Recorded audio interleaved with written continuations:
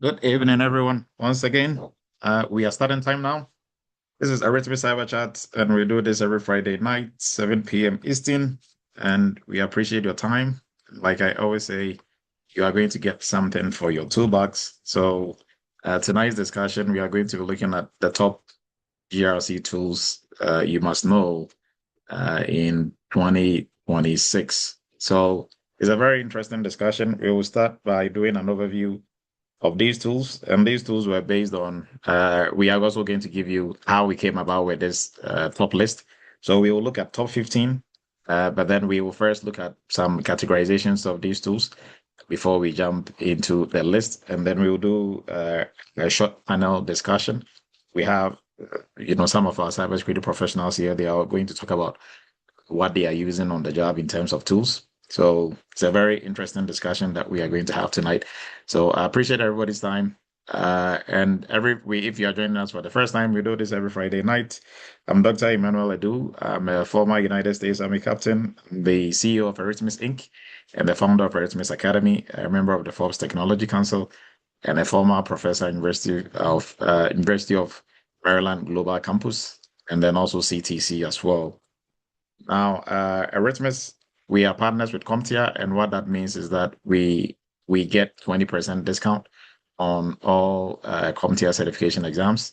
So if you are looking to sit for any CompTIA certification exams, you can always reach out to us, and we are going to give you that 20% discount.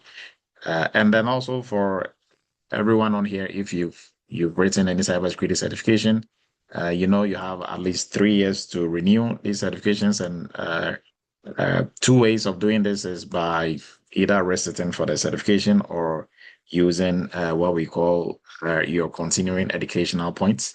So being here every 45 minutes counts as one educational point that you can use. So just put today's date and hashtag team live in the chat and take a screenshot of that. You can use those for certification renewal. And we are also on WhatsApp. The link to our WhatsApp group is going to be posted. So you'll be able to join our Eretmis Cyber Chat WhatsApp group. That way you don't miss any of the happenings in the cybersecurity space, and especially on Cyber Chat. And also we are on School. The link for School is also going to be posted. And our Memorial Day sale is still ongoing. It ends on the 31st of this month. So if you are looking to, enroll in any of our programs, this is the right time to do so to get a 30% discount off. And tonight we are going to be looking at GRC tools in 2026. Those top GRC tools in 2026. We are not going over our usual cyber news because there's a lot for us to discuss. So we don't want to take too much of the time. So we are going to jump straight into it. Now, some of our upcoming dates in terms of our courses, our next GRC internship and workshop is going to be on the 20th of next month. The next AI governance is going to be on the 11th. The cloud security is going to be on the 18th, and our next AI challenge is going to be on the 23rd. And then our PCI programs are going to start on the 16th. No, PCI on the 23rd, and our cybersecurity entry level course, new cohort is starting on the 16th, and our GRC interview arena every Thursday. So this Thursday and last week Thursday, we had Ola in the hot seat, and there's a very interesting discussions that went on. So we go through the whole interview process. We do 4 different sessions, and then we give you really good feedback from cybersecurity professionals within our community. So we encourage everybody to, if you are looking to break into cybersecurity, you are looking to polish up on your interviewing skills, we encourage you to join our Cyber GRC interview arena. So the link is going to be posted as well. And if you are totally new to the cybersecurity space, or even with some IT background, you're trying to break into cybersecurity, we recommend our cybersecurity entry level course. This is the best course that is going to make you a cybersecurity professional within the shortest possible time, which is around 4 to 5 months. Right? It comes with a very strong foundation in cybersecurity, and then also very good hands-on where you get to work and practice on different cybersecurity tools. So skills. And then also in the program, you are going to first do the tools, and then before we move into projects. Now, our GRC internship and workshop, the date was listed earlier. It's starting, I think, on the 16th is when the next GRC internship, 20th. Yes, so it's moved from the 6th to the 20th. This is where you get to practice, work on different cybersecurity projects. So if you've just completed your master's, you've just completed bachelor's in cybersecurity, you've had some GRC training, but you don't have what it takes to do the job. You like that hands-on experience. Employers are looking for hands-on experience. Nobody's going to employ you to teach you what to do. They are employing you, expecting you coming on there to, start working day one. So how do you gain experience without actually working in cybersecurity? That is where our GRC workshop and internship programs will help you to do that. So you are going to work on projects for two of our sister companies, and the 8 to 10 projects are really going to set you apart, all other candidates when it comes to interviews and on the job as well. And then our cloud security for all security professionals. If you completed your entry level, you're waiting to get a role, or you are already in a role, we encourage you to look into the cloud security program. This is vendor neutral, and it cuts across all areas of cybersecurity as well. So it's focusing on the blue side of security. And this is vendor neutral. It also comes with hands-on. We are going to work on different cybersecurity projects focusing on AWS, Azure, and Google Cloud as well. And our AI governance, for AI governance, I keep saying I cannot stress on this enough. This is the best program in terms of AI governance. And AI governance has now come to stay. It is part of what we do in cybersecurity, although it's a whole, beast on its own. Now, if you are looking to break into tech, you don't necessarily want to go cybersecurity way, AI governance is the best option to go. Now, this does not involve, you are not going to be coding, or you are not going to be the one creating the AI products or software. You are going to be the subject matter expert when it comes to how we manage AI in terms of risks, compliance, and then also overall governance as well. Right. So that is what this program entails. It's also very hands-on. You are going to learn a lot.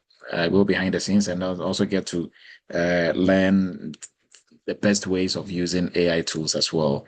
And then our PCI DSS, arguably the most lucrative niche in the cybersecurity space.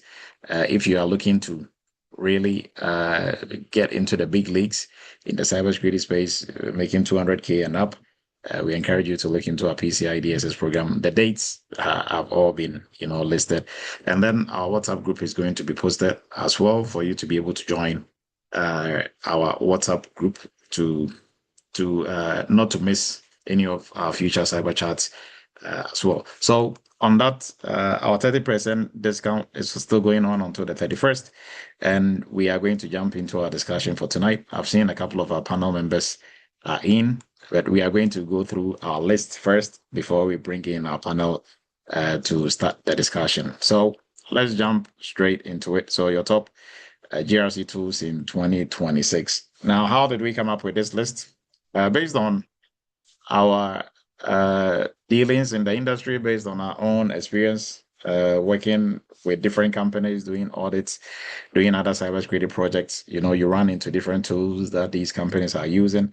And then also based on industry, some of the industry players in terms of research and in terms of their annual reports that they will normally come up with at the end of the year. So that is how we came up with this list that we are going to look at, right? So for this list, anybody who's looking to break into the GRC space and you are looking to polish up on tools, this is going to be the best list that you can use to do that, right? And caveat to this, the goal is not just for you to know the names of these tools and just to say them during interviews and say, well, I know this and I've used it, because mostly the next question is going to be, how did you use it, right? What was and when they ask you that question, they are expecting you to talk in terms of the STAR method. So what situation did you find yourself? What tasks were you supposed to do with this tool, and what action did you take? What was the results, right? So not just knowing the tool, but having some hands-on practicing with these tools, and just knowing how to use the tool, how to click around in the tool. That is not exactly what employers are looking for.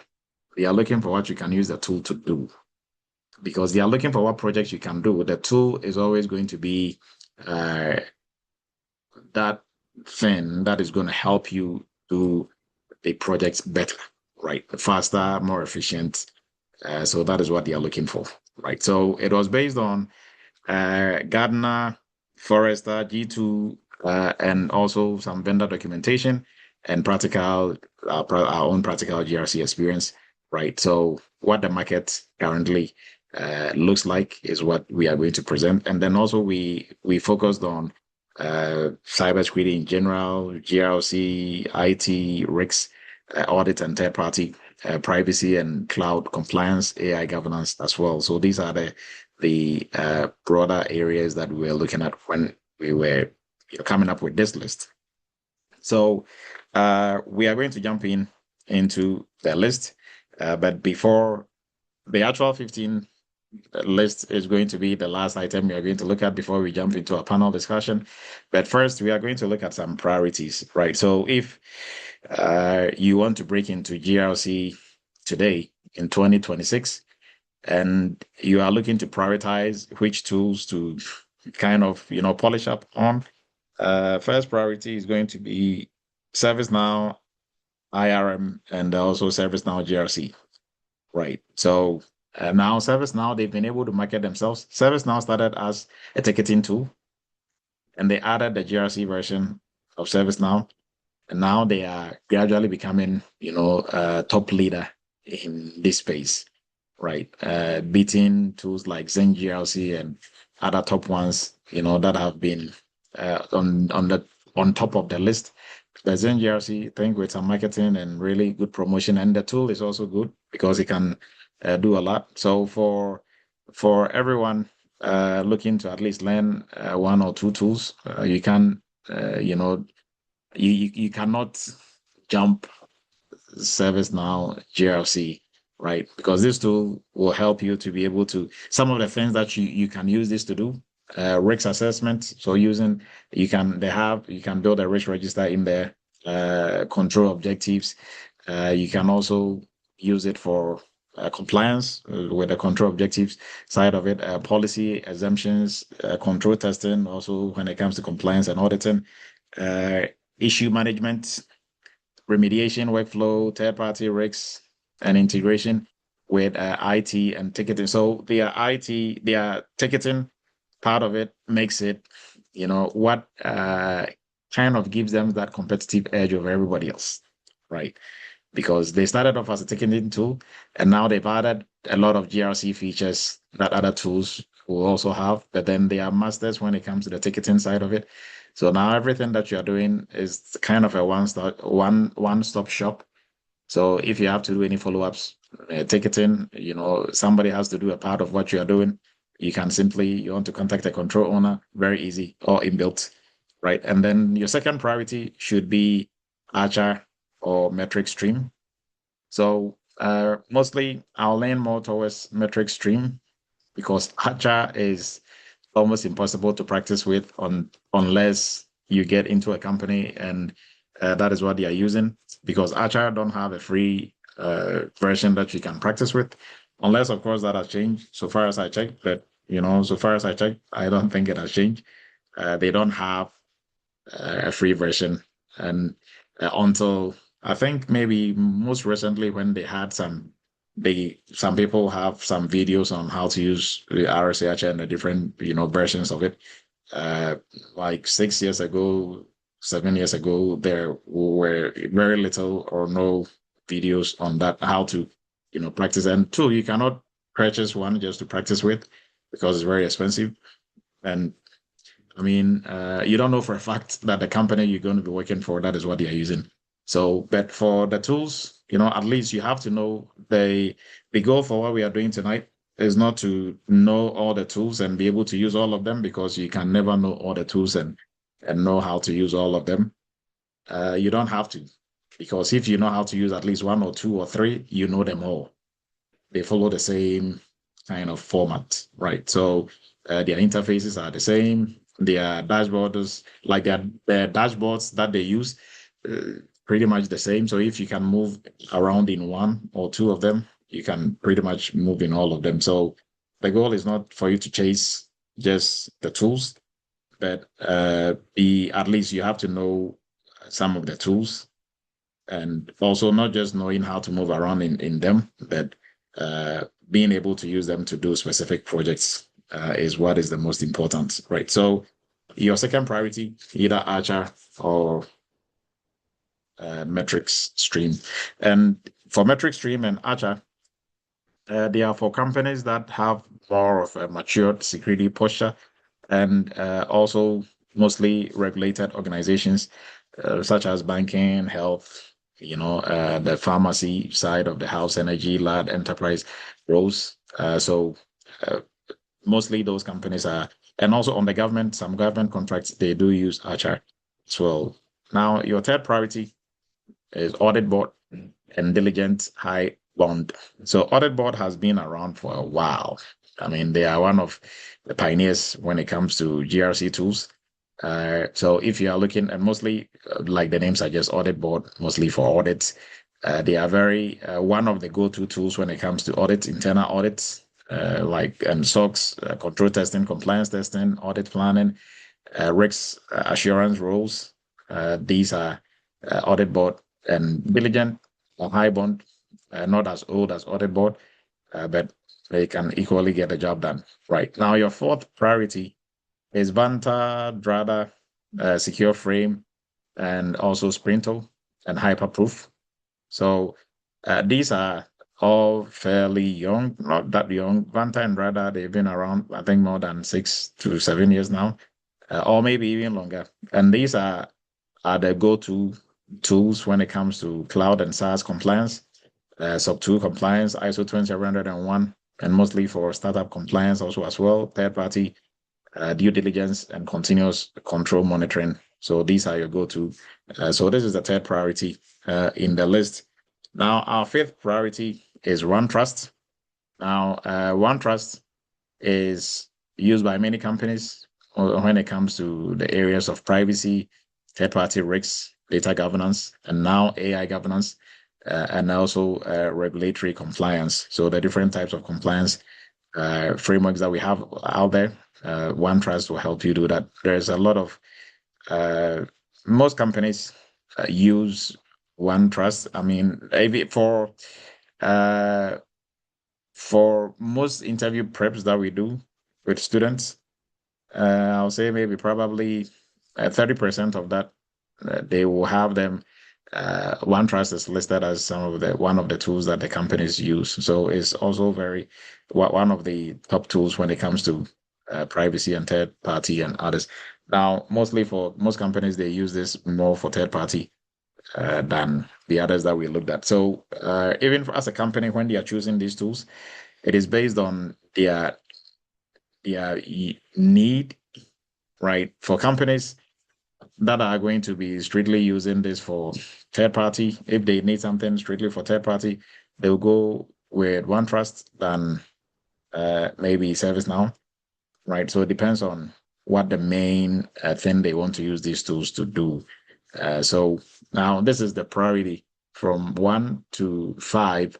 If you have to learn any of these tools, at least when you start with priority 1 and 2, it gives you a very good leverage in the industry. Now, the rest of the items here, just speaking more about the importance of AI governance and how OneTrust has integrated the NIST AI risk management framework.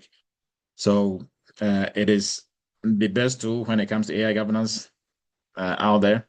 So that is something for you to also to know.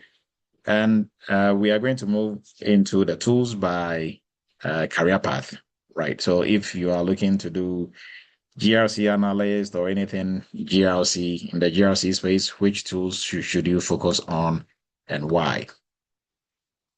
Now, this is the list of tools. So the areas, we are going to look at specific areas within GRC and which tools will help you to do that. So when it comes to risks and controls, we look at ServiceNow, IRM, Archer, Metric Stream, Logic Gate, Hyperproof. And when it comes to compliance and automation or compliance automation, we are looking at Vanta, Drada, Sprinto, Scrot, and Secure Frame. Evidence collection, Brother Vanta will still do the job. Hyperproof audit board, because obviously audit board for audits, and ServiceNow also will do that job.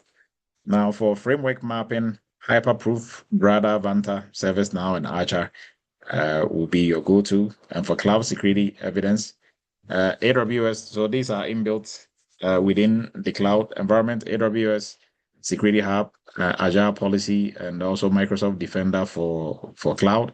You have Google Security Command Center. These are native cloud tools. Now, when it comes to reporting, Power BI, Excel is the biggest one. ServiceNow dashboard, and then also Archer reports. But Excel, all of these tools, even for the reports that you're gonna get, you are able to populate them in Excel. So Excel is the biggest tool on the list, but most people kind of underestimate it. Now, when it comes to IT audit, internal audits, for folks who want to focus more on the audit side of GRC, what tools should you focus on? And this is the list. So when it comes to audit management, Audit Board is one of the go-tos, Diligent, Highband, and then we have Workiva and Teammate. Now, when it comes to SOX, SOX controls, Workiva, Audit Board, SAP, GRC, they are your go-to. And then when it comes to testing and evidence, Audit Board, Diligent, ServiceNow, and Archer Analytics, Power BI, Excel. For this, Excel always win, SQL basics. So these are for folks who want to focus more on the auditing side of the house. And then with that, we move into for third party. If you want to focus on third party, what are some of the tools that you have to also familiarize yourself with? And we have a list of when it comes to vendor risk workflow, OneTrust, ServiceNow, Archer, ServiceNow, TPRM, Diligent, and then Logic Gate. When it comes to cyber rating, BitSight, Security Scorecard, Recon. And then when it comes to your questionnaires, I think for the questionnaires, they should also have GRC on here because it does a good job as well. For your questionnaires, that is creating and sending out the questionnaires. OneTrust, ServiceNow, Archer, Hyperproof. They also do a good job on here as well. Contracts and security reviews, Jira, SharePoint, Microsoft Preview, Ironclad, and then CLM tools. Now, Jira and ServiceNow, they kind of started off. I'm not sure which one came first, but some 7 years, 8 years ago, when you talked about ticketing tools in IT, it was Jira or ServiceNow, right? But I think ServiceNow, they had other better business plans, I would say. So they added, mainstream GRC tools to it, and now they are expanding. But Jira is still very strong when it comes to the ticketing side, right? I'm not sure if they are also going to jump into other spaces, the mainstream cybersecurity space as well, aside just ticketing. Now, when it comes to third party, I think we just looked at the third party list. When it comes to this is for privacy and AI governance professionals, so folks who want to look into data privacy or privacy in general when they're looking at it from the security perspective.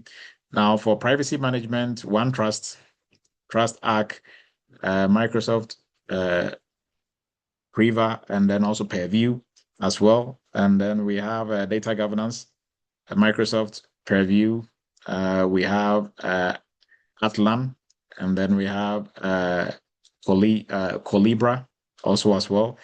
Now for AI governance, OneTrust AI, Credo AI, we have Holistic AI. ServiceNow is also getting into this space as well. So ServiceNow IRM AI governance has some AI governance capabilities as well. And for regulatory tracking, OneTrust, you have LexisNexis, and then we have other regulatory tools that we can also use for this, but mostly for all the other tools that we looked at, they also help with regulatory tracking, right? Now, my take on what a GRC professional should actually know is this. So yes, the tools, we just looked at the tools, and we've not actually looked at taking a look at our 15 top 15 list.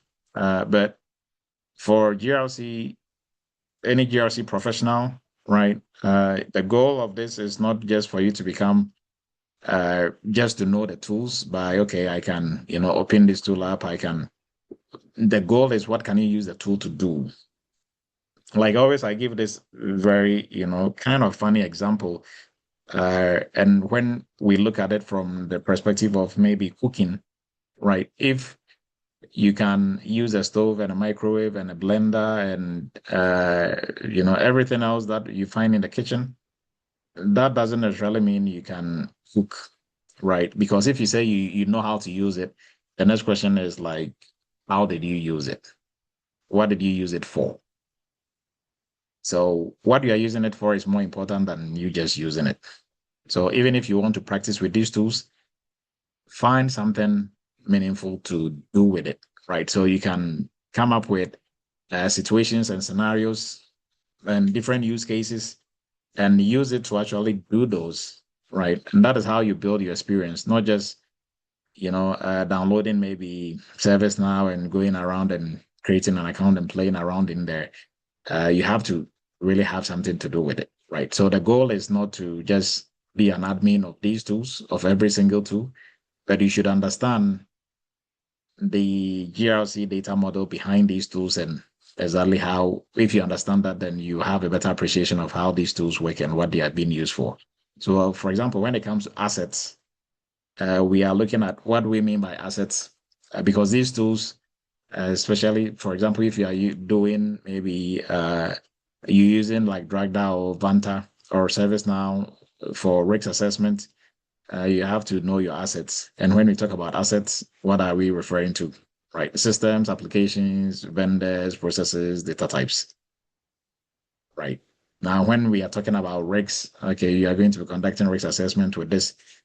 What is the different types of risks that we are referring to? Right, inherent risks, residual risks, likelihood, impact, threats, vulnerabilities. Right, when it comes to controls, the different types of controls, preventive. So you should have a foundation, a very strong foundation in GRC and in cybersecurity, to be able to understand everything that has been listed on here. Now, once that is done, if you want to polish up on the tools, not just using the tools for just using it, but use it to do a project. And all these projects are going to run into this list. So when it comes to controls, the different types of controls, traditionally we have three main types of controls, right? Now, sometimes we say forms and types. So the forms mostly we're referring to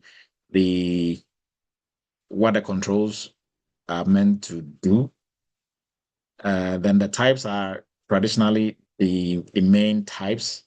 We have three main types, but CompTIA added a fourth type, which replaced one of the three main. And anybody knows the three main types of controls in cybersecurity? Three main types. Before we look at the forms. The forms, we are looking at preventive, detective, corrective, controls, the main types. You can raise your virtual hand if you know the main types of controls in cybersecurity. Oops. Yes, go ahead, please, if somebody's hand is up.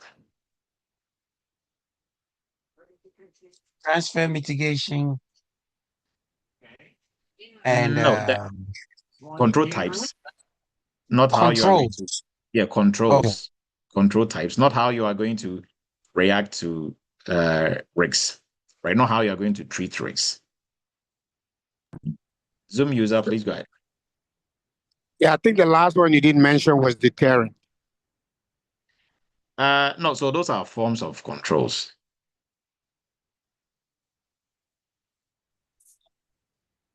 Right. So we have the types and the forms. Sometimes they interchange them depending on which school of thought you are coming from. But traditionally, we have So, three types, and then we have and the forms. three types, the Mhm. Yes, go ahead. physical, Yes, physical controls, yes, technical controls, and yes, administrative controls. yes. Now, for $5, if somebody can tell me, so CompTIA, I think last 3 years, they're about when they came up with a CompTIA Security Plus 601. They out of the traditional, the technical, physical, and then the last one is what? Technical, physical, administrative. CompTIA removed the physical and they replaced it with another type of control. Anybody knows that? Abraham, please go ahead. Operational. Yes, operational. But then when you take other schools of thought or like other certification bodies like ISACA, ISC Square, they still maintain the traditional, technical, administrative, physical. But CompTIA came up with operational to replace physical, and CompTIA moved physical to be part of the forms of controls. Right. So the forms of controls, they simply speak to so forms of controls are from either technical, physical, now we can add operational and administrative, but they are given the name based on, so when we talk about forms of control, we are focusing on what the controls seek to achieve, right? That is why we have preventive, deterrent, detective, corrective, right? So a preventive control can be a physical control, it can be an administrative control, it can be an operational control, it can be a technical control, right? Same thing with detective, same thing with corrective, same thing. So that is why we label them as forms of controls. And then the traditional, main three is the types of controls, right? So hopefully that helps. Thank you, Abraham, for that one.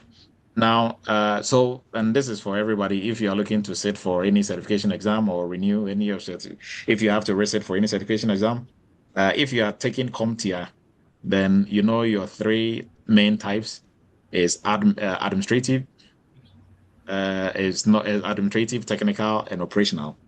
But if it's from, ISACA or any other certification body, then it's physical, administrative, and technical, right?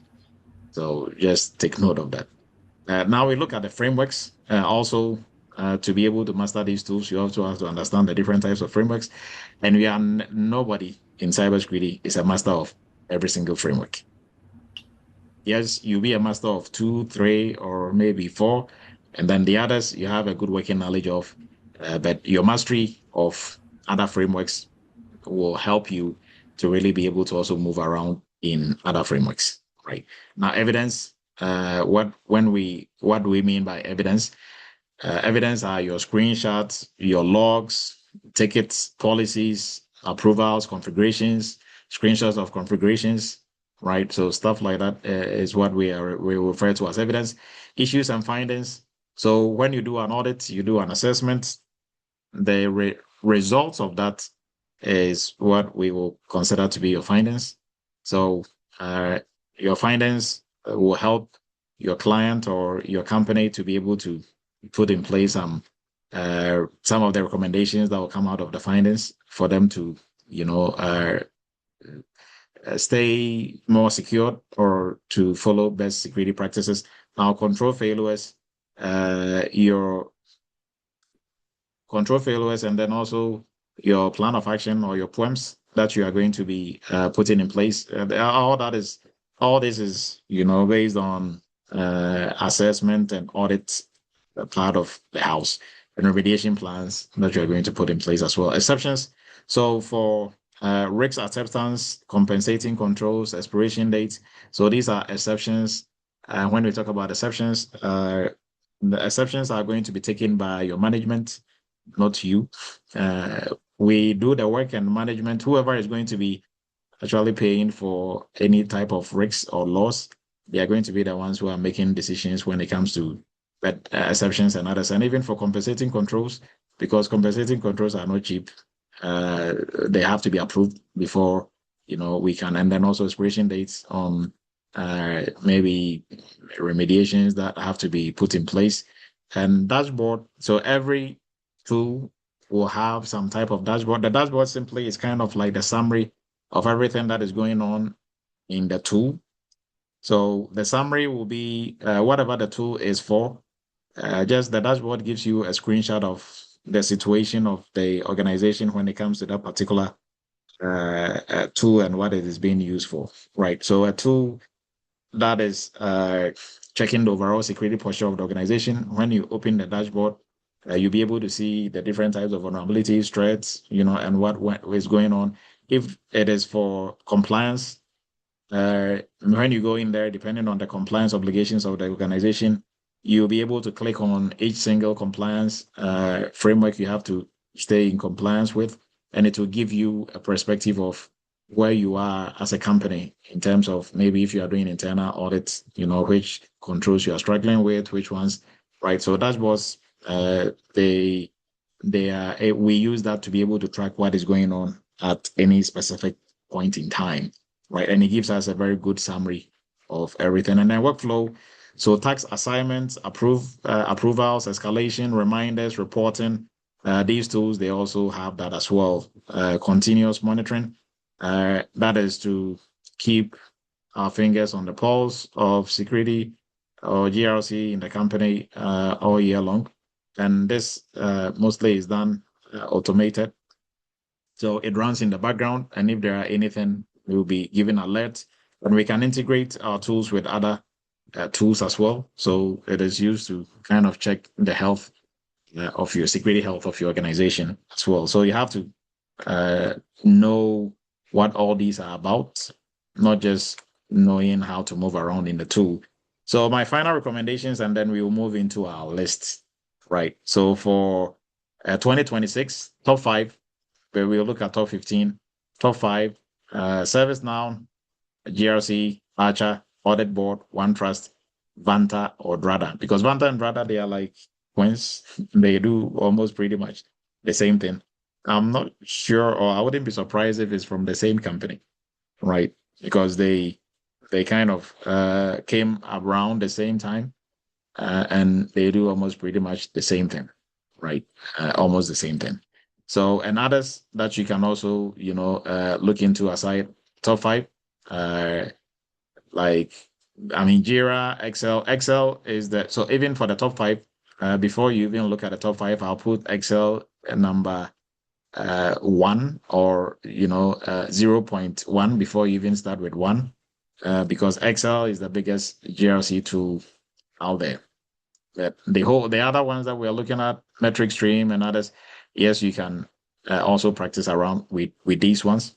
And then it's not just using the tool or knowing how to click around in the tool, but what are you going to use it for? So for example, you can use some of these tools to build a control library, to do map controls. So you are going to map controls to frameworks within these tools, collect evidence, manage findings, track remediation, create reports, because this is what you have to be speaking to during interviews. Right. So that is why if you can't just be throwing around these names of the tools because you are here and you got to know them, just say, oh yeah, I know how to use Bantire, Drada. What did you use it for? Right. So then they are looking for what situation, tax action you took, and then what was the results. Right. So if these are the projects going through this, these are some of the projects, not all of it by any means, but some of the projects that you can be using these tools to do. So that way, when you speak about, I can use this tool, you have something to talk about. Okay, I use it to do this, I use it to do that, right? So, because for example, if you say you know how to use ServiceNow GRC, and they ask you, what did you use it for? I use it for risk assessment. How did you use it for risk assessment? Right? You have to be able to go into it, not just the 2 risk assessment, and then that is it. You're not just going to get away with that, right? So you should use this to actually do something, right? Not just running around and just knowing how to click around and open it up and stuff like that.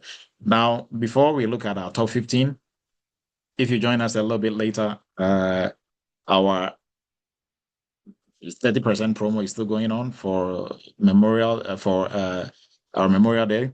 It is still going on. So we encourage you to look into that if you're looking to join any of our programs. And our cyber and GRC interview arena, this is where we put you in the hot seat.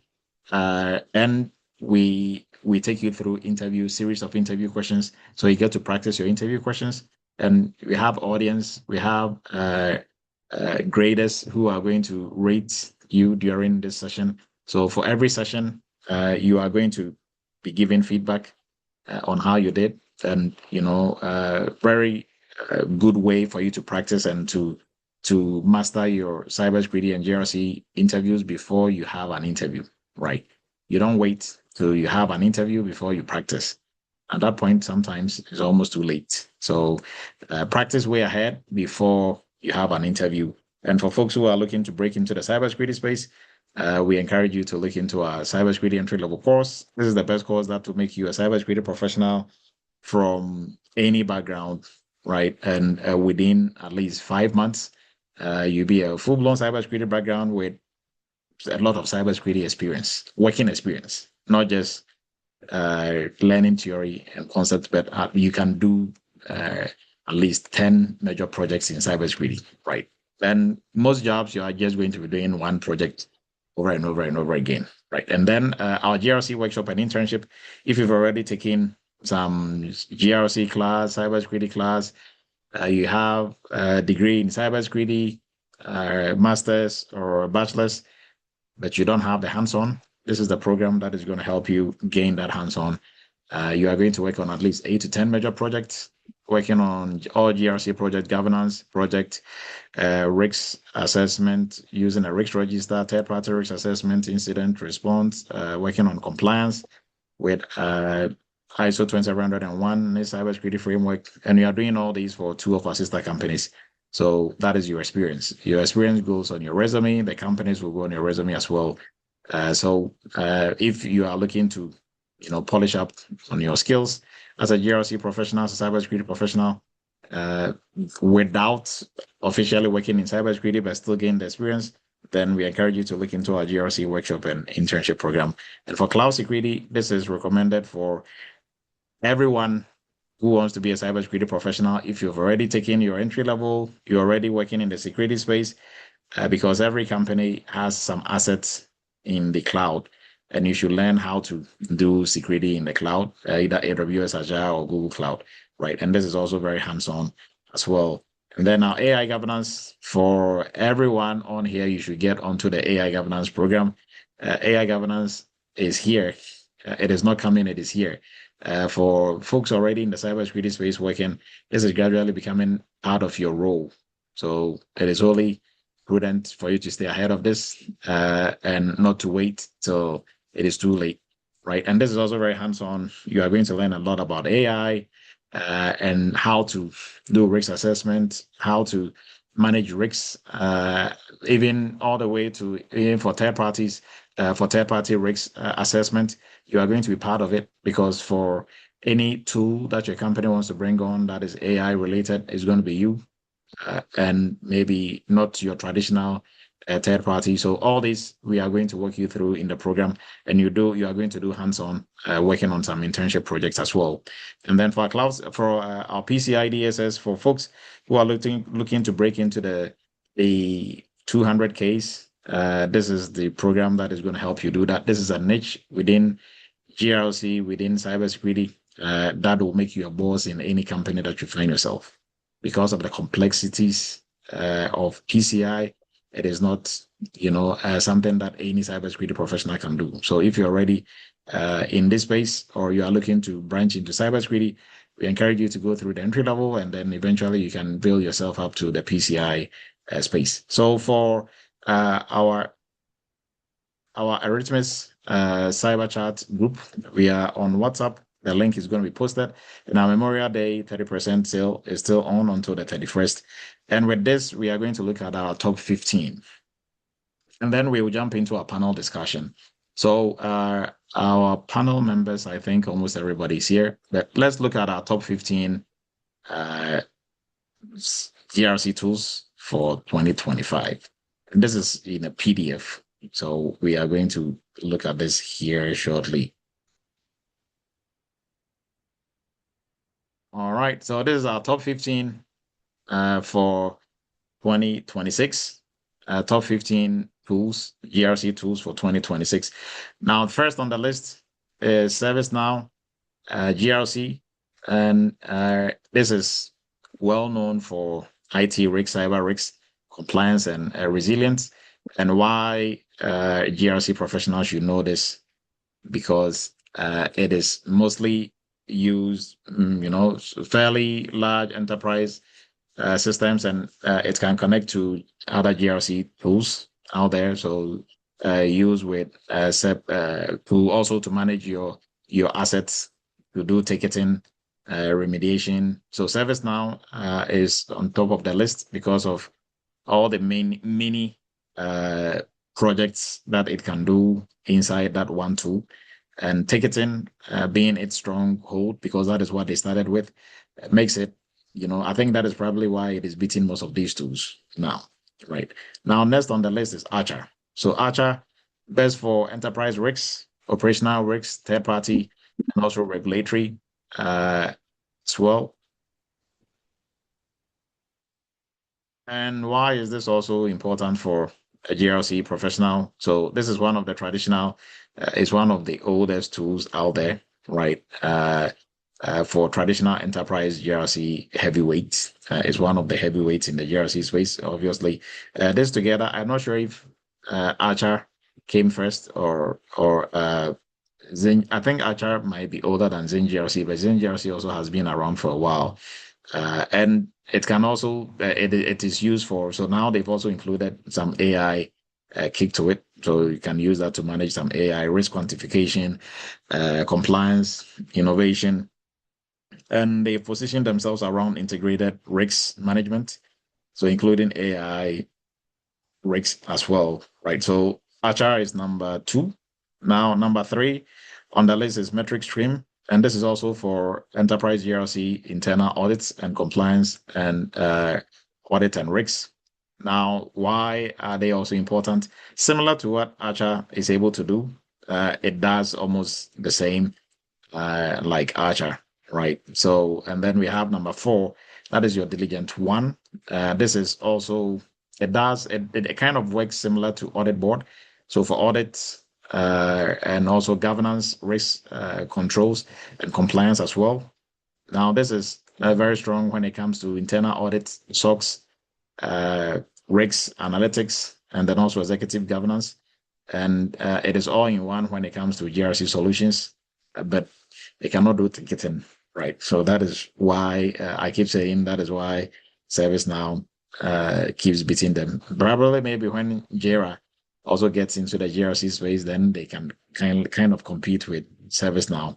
Now, Audit Board is also one of the grandpas when it comes to the GRC tools. Very common among internal audits and SOC teams. Audit Board, especially used for control testing, evidence gathering, issue management, audit management, connected to, and also connected risk programs as well. And predominantly focusing on risks and audits, focusing on audits, internal audits specifically. Now, for number 6, OneTrust. So OneTrust for privacy, for third-party tech risks, and AI as well. And I think we kind of spoke a little bit more about OneTrust when we were looking at these tools by areas that are they are strong,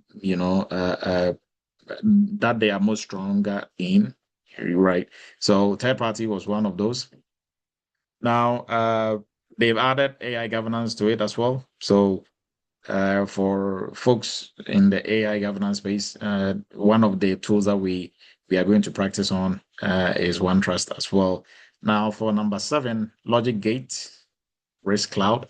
Now, this is a flexible non-code GRC workflow. So good for organizations that want to have a very smooth workflow without heavy developer dependency. So often this is really good when it comes to compliance, vendor risks, control management. So number 7, Logic Gate. Now number 8, Hyperproof. So for compliance, operations and control. So for companies that have to stay in compliance with PCI, with HIPAA, ISO 27001. So and also for audits, but not looking too much into internal like audit board. But it'll help you to manage your PCI, your SOC 2, your HIPAAs, right? If you have to stay in compliance with any of these. And then number 9, we have Vanta.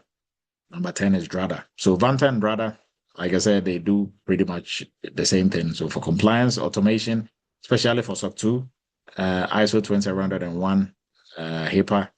Now, Drada also same thing. SOC 2, very similar. They find anywhere you find Drada, you find Vanta, pretty much. But they are strong. Most of the companies, my encounter with Drada and Vanta was with companies that were undergoing SOC 2 audits, and we were helping them with those audits. So, and that was like 6-7 years ago. That was when I think Drada and Vanta, they are just, emerged. But I think probably they might have been around longer than that. But that was my personal encounter with them for the first time. Now, Secure Frame, also for compliance automation, also competing with Drada and others for companies that have to stay in compliance with SOC 2, ISO, and the rest. Now, mostly for everybody on here, for frameworks, when you see most companies that subject themselves to SOC 2 are software companies or SaaS companies, right? So just keep that in mind. So if you see a company has to stay in compliance with, then it should just, that should come up. Okay, what they might be a SaaS company, so a software company, right? So what are they developing or what software do they sell, right? Either than that, most like service providers and merchant companies, they don't necessarily subject themselves to SOC 2. The SOC 2 has become kind of the go-to when it comes to companies that develop software or SaaS companies, right? And Wikivia is also for in the audit space, SOX audits, reporting, control, documentation, and others. So also within that space as well. And then SAP GRC also started, off not as a GRC tool, but this is a variant of SAP. So also for in the governance space, focusing on some compliance as well. And then for 14, Microsoft Purview for data governance, so data loss prevention and compliance as well, information protection as well. Now, we also look at last one, number 15 is Jira, Confluence, SharePoint, Excel, Power BI, all put together in one. Now, Jira, Confluence, they are part of the ticketing group for issue tracking, for documentation, for risk register, for dashboard. Now, risk register, most common risk registers you are going to find are all Excel risk registers, right? Now, some of these tools that we looked at, especially like ServiceNow, they have their own inbuilt, they have their risk register in there. But mostly, I think if you want to practice conducting risk assessment, your best bet is to use an Excel risk register. Then that will make it easy for you to, use any of these tools, kind of risk register that they have set up in there, right? So this is our top 15. And now we are going to go to our panel for some insights into what they've been doing on the job and what tools they've been using.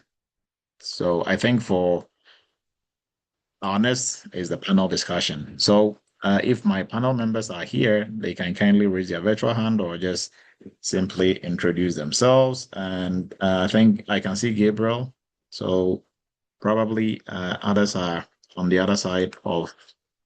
I have two main screens. So Gabriel, if you can introduce yourself first, and then we'll bring our other members in as well. So with the intro, you can simply, your name before. So your name, what you do now, your job title, and also kind of a quick intro into your job title, what really it really entails, and what you do on day-to-day basis. And then you can kind of give us a list of, or just do the intro, and then we will come back with the questions with the tools, right? So the intro and your job title and what you do. Okay. All right. Good evening, everyone. Good evening, Dr. Adu. Thank you for the opportunity to speak to Eretmis community. I really appreciate it. My name is Gabriel Abodering. I'm an internal compliance manager with one of the companies here in the United States. My role entails managing the entire compliance program for the organization. We have about 14 data centers spread across the United States and Europe as well. My functions at this time, like I mentioned, include keeping the organization in adherence to three major frameworks: PCI DSS, ISO 27001, and SOC 2 Type 2. And as the audit year runs to an end, we are looking at adding other frameworks to that compliance program. And what does my job detail entail? It entails conducting risk assessment, annual risk assessment that is required by ISO 27001. It requires conducting an internal audit for the entire organization. Let me not say entire organization, for the departments in scope for the organization, for all of these three audits all of these three frameworks that I mentioned. So I maintain the risk register, I conduct risk assessment, I manage the third-party risk management program. I ensure that controls under these frameworks are actually working as designed. So I do the control testing and validation for all of the controls in these three audits.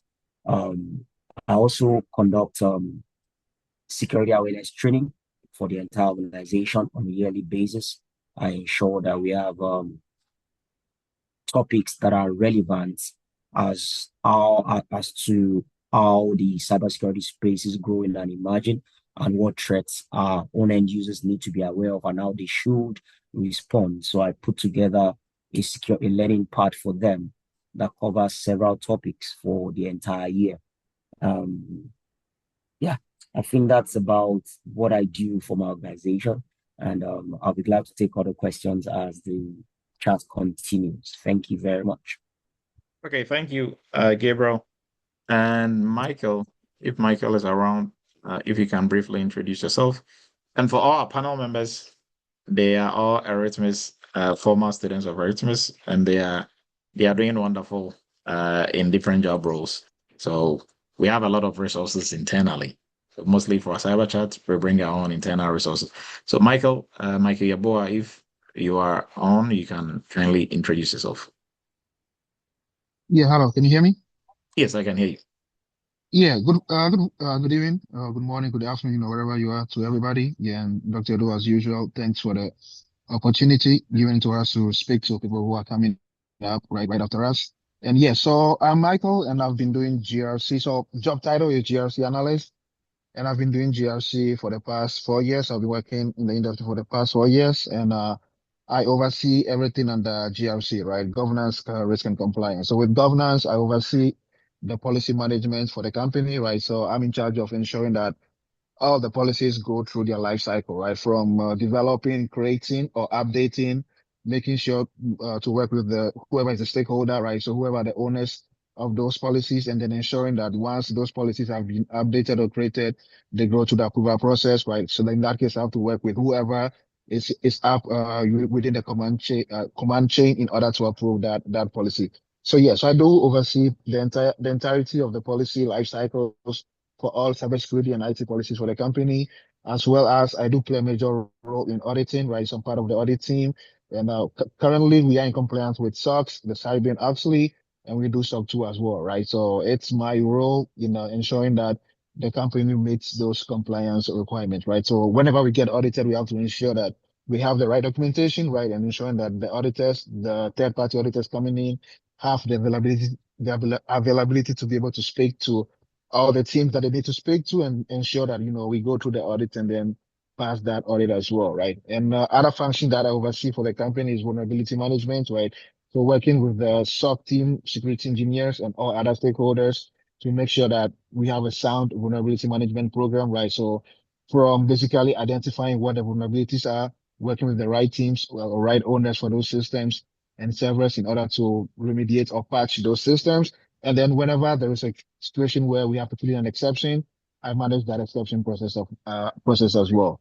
So and this falls under risk management, right? So I also oversee everything under risk management. So I'm responsible for our risk register. I also conduct risk management as well as third party risk management, right? And for us, third party is really huge, right? So like it's a domain on its own, even though it falls under risk management. So with working with vendors, right? So conducting audit on vendors, and then I'm also the person who vendors reach out to whenever they audit our company as well, right? So it's a back and forth when it comes to CPRN. I also oversee our awareness and training program, right? So making sure that all new hires, right, and people that are currently working for the company undergo that training awareness. So it's my job duty, it's part of my job duty to ensure that all those documentation as well as training awareness are updated. So I work with different departments and then finally work with HR to ensure that whoever gets hired goes through that training, and then whoever is already in the company has to go ahead and take that training on an annual basis. So it's my role to update that document every year, so that way we have an updated training that can be offered to all employees. And I also I oversee our DLP program, right, data and loss prevention. So I actually am the one who design the policies, and then once I'm done with designing the policies, I push it over to the security engineers to implement and make those changes in our DLP tool. So these are I probably left out some things, but just like GRC is huge, is broad. So everything that falls under GRC, I manage that for the company. So yeah, so I think that's it for now. And yeah, and I look forward to answering any questions that anybody may have during this conversation. Thank you, Doc. Okay, thank you. And I think we have two more guest speakers, but I'm unable to see them in the list. So if you're on here, Michael, I'll say my senior Michael, not Michael Yaboa, but and then also I think for Ifeoma, she said she wouldn't be able to join us. So if not, then we are just going to go with Michael and Gabriel, and Matthew was also supposed to join us tonight. So then we're just going to move into the questions. Now for Michael and Gabriel, we've looked at our 15 top list, right, for 2026, and that was based on industry research, based on reliable resources and reports that are out there, and then also our own experience working in this field. Now, for everybody on here, folks even working in the cybersecurity space or people trying to, join the cybersecurity ranks. For Gabriel and Michael, you started just like everybody else, with not necessarily any IT background, cybersecurity background necessarily. And now you are, at different roles, doing excellent in your different job titles. Now, when it comes to tools, right? I want you to give us a background. Proud to you, getting into these roles. What was your experience, and how did you prep yourself in terms of tools? And then, I mean, you can start with that, and then give us some little insight onto also when you got onto the job, the tools that you didn't know. How did you go about, familiarizing yourself with it, and was that an issue, during your interview process? And because now today we are strictly doing tools, so we'll start with Gabriel since you started. How did you, what was your path breaking into the cybersecurity space, and in terms of tools, how did you prep yourself to be able to do what you're doing with whichever tools that you're using before you even go into the type of the names of the tools that you're using and for what you are using them for? Okay. Thank you very much, Dr. Adu, for that question. And it's a perfect segue into what I'm going to say right now, to appreciate the strength in this community. Because the issue of tools got resolved by no other person than Michael Yeboah, who is right on this call and happens to be my mentor during the course of my internship program with Eretmis.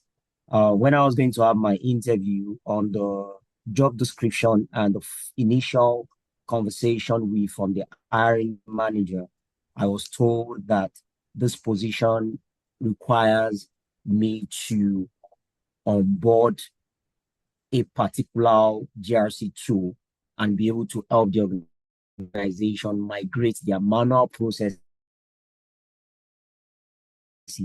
Lo and behold, in the course of the internship program proper, we've had a war with Dr. Adu that, oh, how come we are not using any tool to perform all of those domains that you've taught us? At least we should know 2 to 3, 4 tools to be familiar with before getting on the job proper and all of that stuff. And the simple answer he gave us was, you understand the foundations and principles of all of these domains. And for you to function absolutely well on any tool, you require that foundation to be able to do any cybersecurity function on those tools. And that was what we held on to. And we were religiously using Microsoft Excel as the yardstick for every other thing. And as it is, Microsoft Excel forms the foundation upon which all of those tools are created. My current risk register on the GRC tool we use is synonymous to the template of Microsoft Excel. The CSV file that I transfer to that portal is actually an Excel structure. And the way it displays and all of that is actually an Excel structure. So if I didn't take cognizance of knowing Excel pretty much, I won't be able to do that. And just a night before my interview with the organization that I work with currently, Michael Yeboah was able to put me through ServiceNow. And it wasn't even as if we had 2 hours. It wasn't even not 30 minutes before he showed me the essentials of that particular tool. And that gave me the confidence and knowledge to go into that interview and speak as an authority that I've used ServiceNow ServiceNow GRC tool for a very long time. And that what actually helped me was because I knew the foundations and principles of the different domain. I really want to say a very big thank you to Michael Yeboah again for giving me that insight that night. And right now I work with a GRC tool and I'm absolutely responsible for everything that go on that tool for my organization at this time. Thank you very much. Oh, thank you, Gabriel. So, Gabriel, so during our GRC workshop and internship, where you get to work on different cybersecurity projects for 2 of our sister companies, we assign mentors, right? And now Mike Yeboah is like Yes, one sir. of the grandpas in Eretmis. Yes, sir. Now, during Michael's time, they had mentors, and all mentors are people who've gone through the program and they are currently working. So during Gabriel's time, Michael was one of their mentors. At least you have 4 mentors.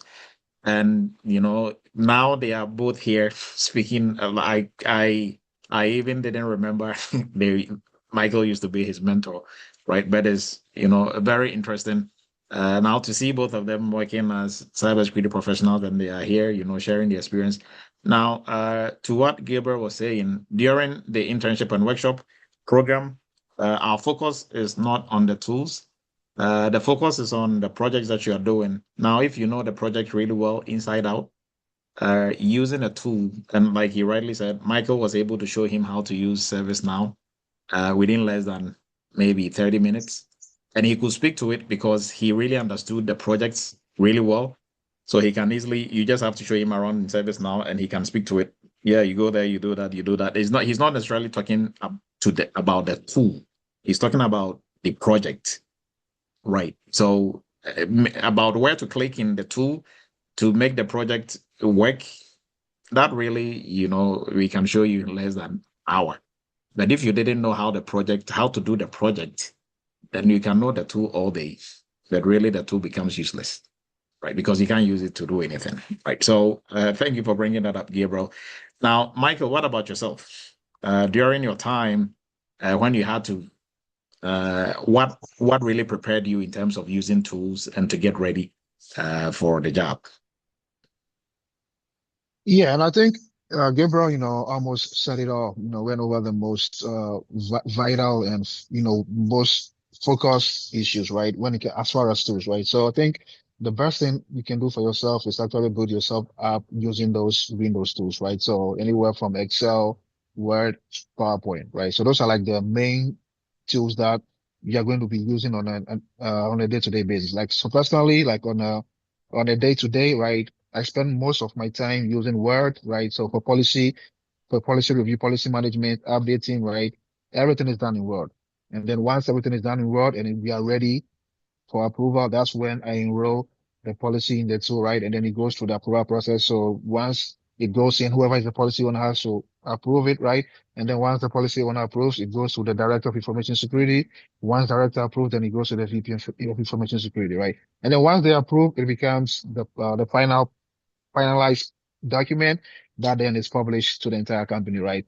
But just to give you a sense that like most of your work is going to actually be on that Word document, right? Microsoft Word document where you're actually going to be making the updates to those document, right? And the process in the tool takes, just a few minutes, right? So once you upload it, it goes through the workflow and then whoever has to approves it, right? And I'm saying all this to just put your sense of focus on understanding the basics and the fundamentals, right? So a lot of time people will call me, all nervous, all worried because maybe they are ready for an interview and they don't have any, they've not had any experience with the tool that that company is currently using, right? And my answer to that always is focus on building yourself up with Excel, right? So Excel, every company starts from Excel, right? Once you start with Excel, you understand the fundamentals, the basics, the backbone, right? It's going to be easy for you to transfer any knowledge you have from Excel, right, to any tool. But let's say you focus yourself so much on one tool, you learn that tool, and then, okay, let's say you focus your time on ServiceNow, but then you join a company that uses GRC, right? You spend so much time on ServiceNow, you don't have the fundamentals, you don't have the background, right, the backbone of how an actual GRC, process functions are being managed on an Excel sheet. In that case, you're going to struggle, right? Sometimes you might be working with a vendor, right? And that vendor doesn't have, a GRC tool. All they're going to provide to you might be an Excel spreadsheet, right? So you have to be able to at least know your way around that Excel spreadsheet. You don't have to be an expert, right? But just know the common functions, right? On how an Excel, spreadsheet works. Same for PowerPoint, right? PowerPoint for me on my day to day is huge, right? I like after every phishing simulation, which is part of training awareness, I actually have to do a presentation to executives, right? So explaining, okay, what type of technique did we use for that every month? So our phishing simulations, we run them every month, right? So every month I have to, once we are done with the simulation, I have to set up a call. We have like a monthly call, right? Where I walk my VP through, how that training was conducted. And I do all this on PowerPoint. Same for any compliance, right? So for like once we are done with our compliance, obligations, might be SOX or might be ISO, might be SOC 2. I have to put together a presentation, and all this is done through PowerPoint presentation. And then, go ahead and present to the VP, to other directors that, let's say the stakeholders. I have to present that, right? And so I did mention Word, I did mention PowerPoint, and then Excel, right? Same thing. Sometimes you work with a vendor, right? And then they might not have a third-party certification in place, right? So then in that case, you have to send them a spreadsheet where you have, well, generally we call it SIG-Lite, right? So it's a SIG. You send it to the vendor, they have to fill it out and then send it back to you. So in that case, you're not dealing with a GRC tool, right? So like for me personally, I would say probably 80% of my time as far as tooling is done on Word, PowerPoint, and Excel, right? That 20% is just once all the work is done on Excel and Word, then we transfer that work to the GRC tool, right? In this case, it's then GRC, which actually makes your life easier, right? So let me just give like a common example. So let's say you go through policy life cycle. One of your policies is up for renewal. You work with all the stakeholders to update that policy, right? And then the last approval is going to be the VP approves. So in that case, that policy has become the official finalized policy for that year, right? So then the renewal is going to come up the next year. But with the GRC tool, right? Once you're done, you upload it in the GRC tool, you push it forward, it goes through the chain of command of who has to approve. But if you don't have that GRC tool, then it has to be something that has to be done through emails, right? So back and forth. Okay, I'm done with the policy. I email the policy to the policy owner. Policy owner approves. It goes to the director of information security. Director approves, and then it goes to the VP, and then VP approves, right? But guess what? When you get audited, right, they want to see what was the approval chain. So then you have to go back, right, and going through your emails.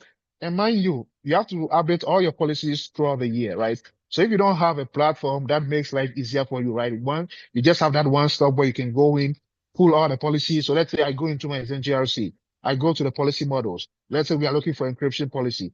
I go into encryption and I pull up encryption. It's going to show all the approvals for encryption, right? For that year. But let's say you don't have a GRC tool, auditor comes in, and then now you have to go back into your emails, right? And probably trying to dig up, okay, when did I send this email to the policy owner and they approve, right? From there, then I have to look for the email that I sent to the director of information security for him to approve. And then once I find that email, I have to go back and see, okay, for the VP, what email do I send, right? But with the GRC tool, everything is pretty easy.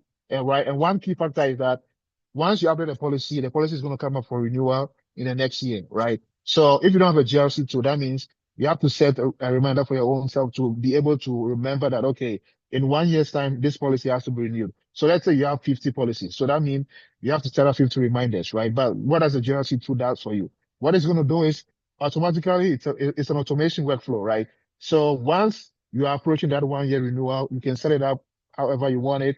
If you want the notifications to come up maybe 2 months before the 1 year is up, or 1 month or 3 months, we generally we do 2 months, right? So that way it gives us more time to be able to work with the stakeholders to update that policy, and also gives us enough time to go through that approval chain, right?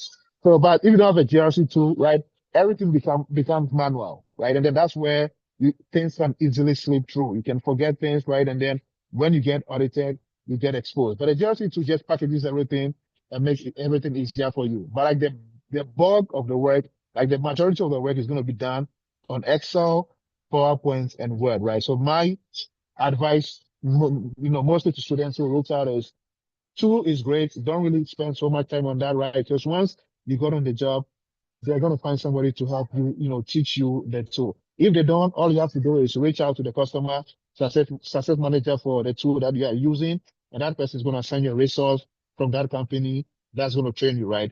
We pay a yearly subscription for those tools, and all those services are included, right? So whenever I have an issue, all I have to do is reach out to the ZenGRC success manager, and then that lady is going to assign me one of the engineers, and then I'll schedule like 1 hour, 30 minutes with them. And then, they'll walk me through what I need to do. So mainly don't, focus too much on the GRC tools per se. Definitely, yes, if you can learn one or two, it's fine to have an idea about how to navigate throughout the tool, but spend your time understanding how Word document works, right? How a PowerPoint presentation works. So that'll be a Microsoft PowerPoint. And then understand how Excel, Excel spreadsheet works. Because most of your time is going to be spent on those three fundamental tools, right? And then once you understand that 20% is going to be in the tool. And like I said, they are going to find somebody to teach you how to, be able to navigate around those tools. But one thing they're not going to teach you on the job is how to use Word, how to use PowerPoint, and how to use Excel, right? And if you don't know those three before you get on the job, then you're just going to expose yourself. So definitely tools are great, but don't spend too much time on understanding how those GRC tools work.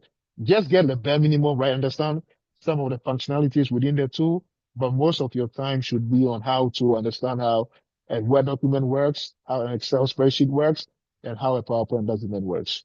So I think that'll be it for now. And I'm not sure if I was able to, answer all your questions, but that's pretty much it. Yes, Michael. Thank you. So going back to Gabriel, Gabriel, when you got on the job, what tools were they using, and how did you catch up to, using those tools? If you can walk us through. Okay, sir. Initially, all documents were created using Microsoft Word, Microsoft Excel, and all evidence for previous audits were stored in Share. So all of those documents, some were already in what's it called? Our policy tool. We have a specific policy tool that we use that keeps track of all changes made to the policy on an annual basis. So those policies were there already, but the document itself was residing right there in SharePoint, designed by Microsoft Word and Microsoft Excel. So getting there to update, read policies, I just needed to have the knowledge of opening documents in the cloud, and that's about it. So as we progressed, we started moving those documents, policies, SOPs, audit artifacts, and all of those. We started moving them to the GRC tool we onboarded, which was one of the first functions I had to perform as the internal compliance manager. So we onboarded Vanta. So even my initial knowledge and quest for knowledge to understand how tools work was with ServiceNow, and getting to the organization, it changed completely to a different tool after the onboarding process. It was ServiceNow was not even part of the two GRC tool we had to compare before making a choice, but was still based on the same foundation. So I could still use Vanta pretty much. And the good thing is the product developers gave us the leeway to contact support if we need help on using any of their functionalities, because they are selling in market.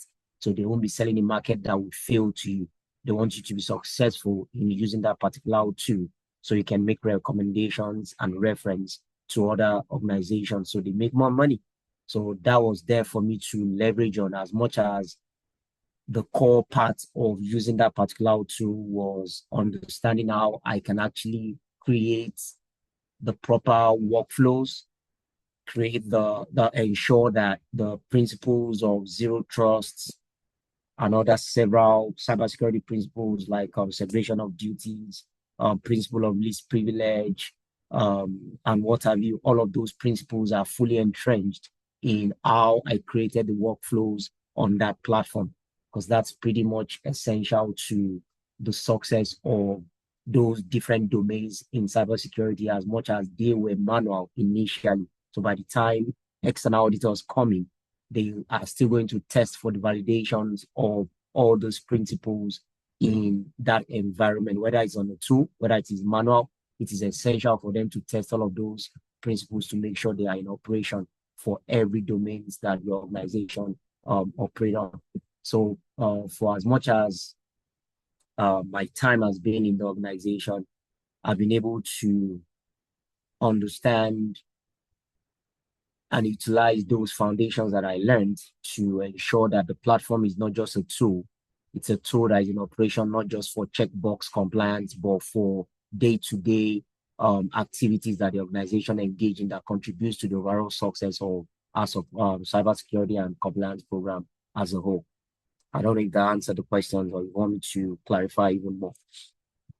Okay, so if I get you correctly, when you get to your company, during your like the job description said you needed to know ServiceNow, because you said you reach out to Michael to walk you through ServiceNow. But then when you got on the job, they were not using any tool. They were using Excel and basic tools, but no traditional like GRC ServiceNow or none of that. No, they didn't have any GRC tool at the time when I got in. But they tried, they've been contacted by the marketing department of ServiceNow already.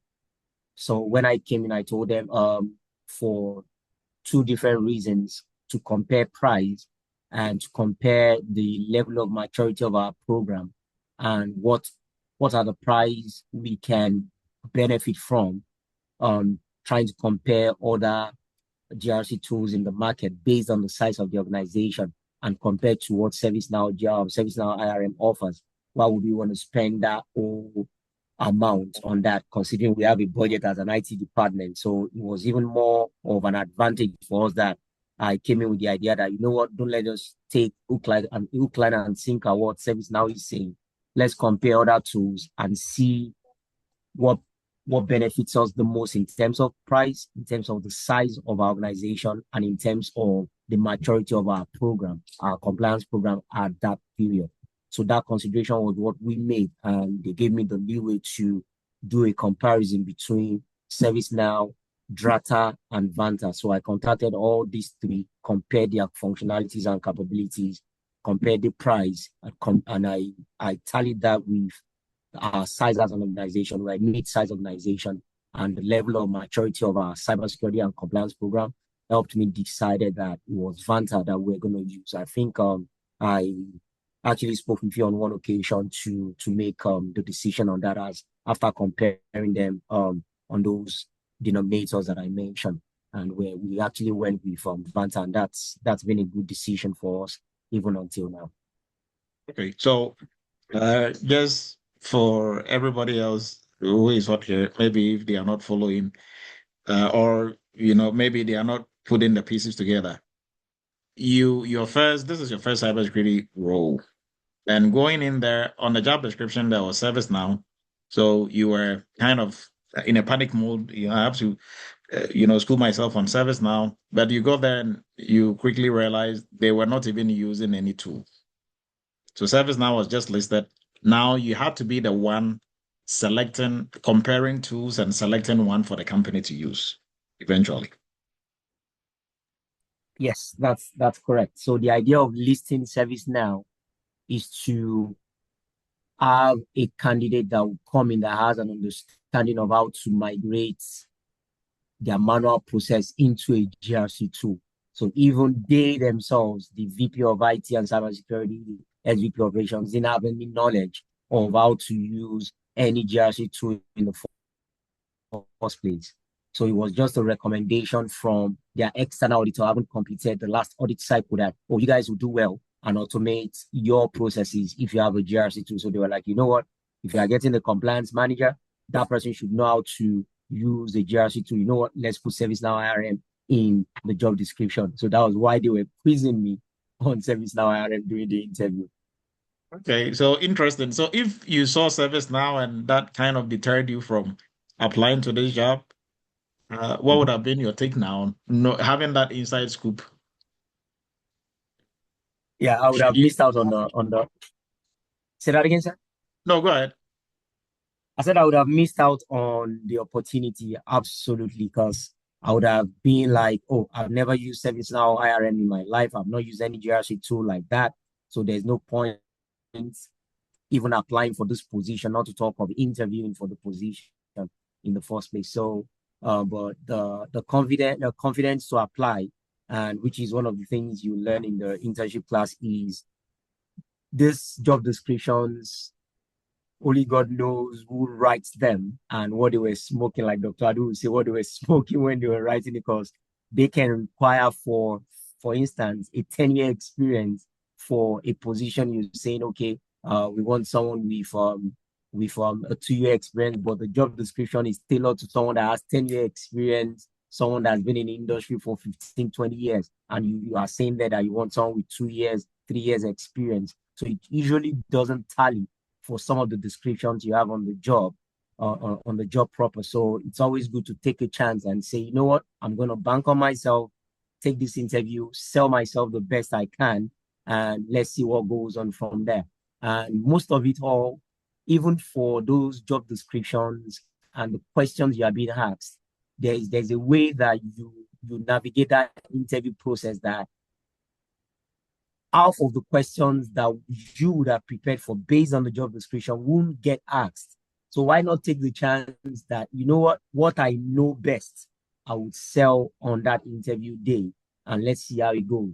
So that's one thing that I would like people to take away from this conversation, that limiting yourself based on the job description is more like saying, oh, Okay, I'm buying a lottery ticket, and immediately you get out of the store, you tear it into half. That's what you've done to yourself by making choices like that. Thank you. Okay, thank you. So the tool you are using now is Vanta.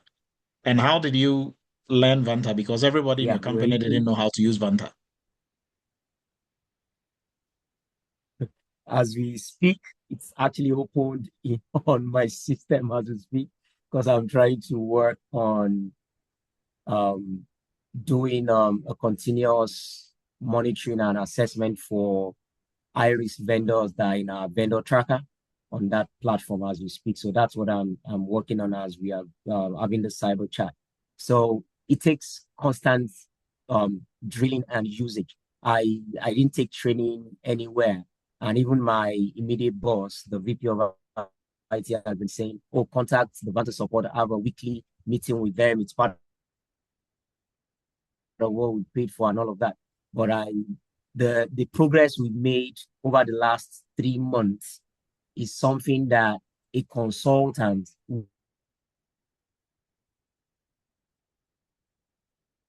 1 week to do the control mapping for the 3 frameworks we are in adherence with. And that control mapping had a universal control library of initially had about 976 thereabouts. And I had to narrow it down, did control mapping, which I learned manually using Excel file for ISO 27001, SOC 2 Type 2, and CIS version 8, which we did during the internship. So that knowledge was what I brought to the platform, Vanta, to do the control mapping properly and reduce the control library from 976 down to 455 that we have currently. And when the marketing agents and GRC agents that was assigned to us by Vanta, when they saw the progress that I'd made on the platform, they were like, "Oh, did you guys consult with WorkStreet? There's an organization called WorkStreet that does the work for different organizations. Did you guys use WorkStreet for this purpose?" Because the progress was achieved in little or no time. What they envisaged that we were going to get to for completion in 2 months got done in less than 3 weeks. So if they asked us, "So have you guys done this? Have you guys done that?" I'll be like, "Yes." My boss would just fold his hands and be like, okay. And it's just for the fact that I understand control mapping manually. So bringing it on the platform was kind of easy for me to do. So all I needed to complete was assign those controls as we have them on our manual risk register, and ensure that I provision the right access to those controllers so they don't have other than what they require for the risk register implementation plan for the recently conducted risk assessment, so they don't start dancing around the platform and touching things that they shouldn't do. So if I don't understand how to implement role-based access control, how to liaise with my human resource department to understand the roles that these different controllers perform on a daily basis on their own terms, I won't be able to adequately provision access for them on Vanta based on what they should do for me to have my compliance program running effectively. So all of those foundations are important more than understanding the ticks and clicks on the platform itself. So using Vanta right now on a daily basis, I get to see different things. It gets better and better as I use them. And all of those domains that I learned manually, TPRM, vulnerability management, take for instance vulnerability management, there's no way I would be able to make requests from the VP of IT that I need certain integrations of, take for instance, vulnerability management tool, which is Rapid7, XDR, which is Barracuda. I won't be able to request for certain integrations that would allow me draw evidence for vulnerability management into the compliance program if I don't know exactly what I'm requesting for. So if I know how to use Vanta, I don't know vulnerability management 2 for us to be in compliance, for ISO 27000 for us to be in compliance. What are the risks that have been identified with this? How do we manage ICVSS calls using Vanta and all of that? If I don't have an understanding of all of those things, there's no way I can make requests from different departments in scope that, okay, can you help me with this evidence? Oh, you don't have this. How can we bring it to Vanta to make your life easier when you are submitting artifacts for audits? it's going to be difficult for me to do that. So that foundation is what I've been leveraging on, and that's what has been making my life easier for me not to have an heart attack on this job. Thank you very much. Okay, thank you, Gabriel. Now, Michael, what tools are you using on the job? And I mean, when you got on the job, what tools were they using, and how did you get yourself up to speed on those tools? Yeah, so interesting enough, when I joined my company, their company had actually split up from another company, so it was actually a new company on its own, right? So and they already had gone ahead and got Zen GRC. So when I got there, even my manager, excuse me, yeah, even my manager didn't actually know how to navigate the tool, right? So what we did is we reached out to the customer success manager from Zen GRC, and then they did assign us a resource from the Zen GRC team who actually spend time with us, right? So like, I think they spent about 2 months, right? 2 months, like in between scheduling. So maybe let's say 1 week, they'll be with us. The engineer actually is going to be with us on the call, right? We share screens and then they walk us through how all the functions, the models and GRC work. And then I will go maybe the next week, practice on my own, work through it. And then whenever I had any questions, I reach out to them. And if, there's a need to schedule another call, we go ahead and schedule that call, and then they will actually go ahead, share their screen and walk me through, right? So this was like a back and forth for, I'll say, about 2 months. And then once I mastered the tool, right, I've been able to, run with it. And I'm actually the person, right? So right now for the company, anything's in GRC, they will come to me, right? So even, let's say for our compliance program, right? So we're in compliance with SOX. Every month we have, a number of requests, which are the controls that go out, right? So if any controller has any issue within the GRC, they'll always reach out to me, right? Same with vulnerability management, working with all stakeholders, right? Who have any systems that have to be, remediated, meaning patched, right? And if there's a need for an exception, whoever that, system owner is, or server owner is who is requesting that exception, right? Reaches out to me, and then I work with them, and we do everything in GRC, right? That's why I, want to stress on the fact that it makes your life easier, right? Because everything is packaged on one platform, right? You can send questionnaires if you have any questions, you can directly, and everything is tracked, right? Which is trackability. So in that case, if you have an auditor coming and audit you, all you do is you just go into the tool, pull up all the records, and then it's going to show. But if you don't have that tool, then everything has to go, email, right? And for a GRC analyst, you have so many things going on, so many functions you have to manage that. If you, specifically just rely on doing everything manually, you're just going to go crazy, right? So definitely that's why having a GRC tool, right, is very helpful. But yes, for me, I didn't actually have anybody in the company who already knew how to use GRC, so I actually had to reach out to them, and then they did assign me somebody, right, for 2 months back and forth, right, till I mastered it, right. But once in a while, like recently, Zen GRC did a major update to their interface, right. So like since about like a couple of weeks, it's been about three weeks, right. I've been reaching out to them because things look a little different now. So whenever I'm in doubt, I reach out to them, and then we schedule a time, sometimes 30 minutes, 1 hour, and then they'll walk me through some of the new changes, right? And then once I master it, I run with it. So it's been a back and forth. But, only thing I want to stress is that once you get on the job, just reach out to whoever the customer success manager is with for that tool. They assign you a person, and then that person is going to help you understand how to navigate the tool. So, I always, keep stressing, don't worry so much about the tools, but worry about, those three that we did mention earlier. So yeah, so for my company, we use Zen GRC, and I use it pretty much for everything, right? From policy management, vulnerability management, right? Auditing. So I said for SOX earlier, we do SOC 2 as well, right? So for SOC 2, so yeah, pretty much everything that falls on the GRC, I do with my GRC too on a day-to-day basis, right? Same for third-party risk management as well, right? So within the tool, once you create a vendor profile, you can always send a questionnaire to that vendor as well, right? Requesting some basic informations and then requesting them to submit.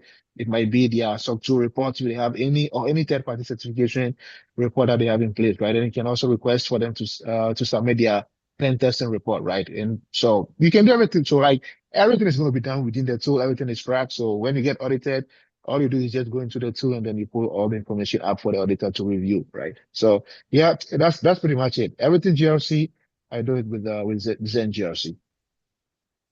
Okay, thank you, Michael. And interestingly, so Michael also found himself in the same, boat like Gabriel. He got on there and they've just introduced this new tool. Nobody knew how to use it. So But then what, I'm picking from Michael and Gabriel is that the vendors or the companies that are selling these tools, they are responsible for making sure you know how to use these tools. Right. So that is why Michael was stressing on don't focus too much on mastering every single tool that you're going to come across. At least know one or two, right? And maybe use one or two to do a project here and there. But the underlying factor from both our guests is that if you know how to do these projects manually, it becomes super easy and you have a better understanding of how to even provision what to do within these tools or how to configure these tools to be able to help you do and function effectively than if you just started off by learning one tool and all you knew was just that one tool, right? So now, Gabriel, coming back to you, aside Vanta that you are using, is it Vanta or Drada that you are using? What other tools are you using? So Excel, Word, Microsoft Word, or any other tools for ticketing and others? What tool are you using in addition to your main GRC tool, which is, I think, is Vanta, right? Or Drada? Yeah, we use Vanta. Okay. Yeah, we use Vanta. So aside Vanta, ticketing tool, we use Elo ITSM. So Elo ITSM, just like it's a ticketing tool, and all we do with that is for requests coming from different departments for several needs comes directly to the IT department from there.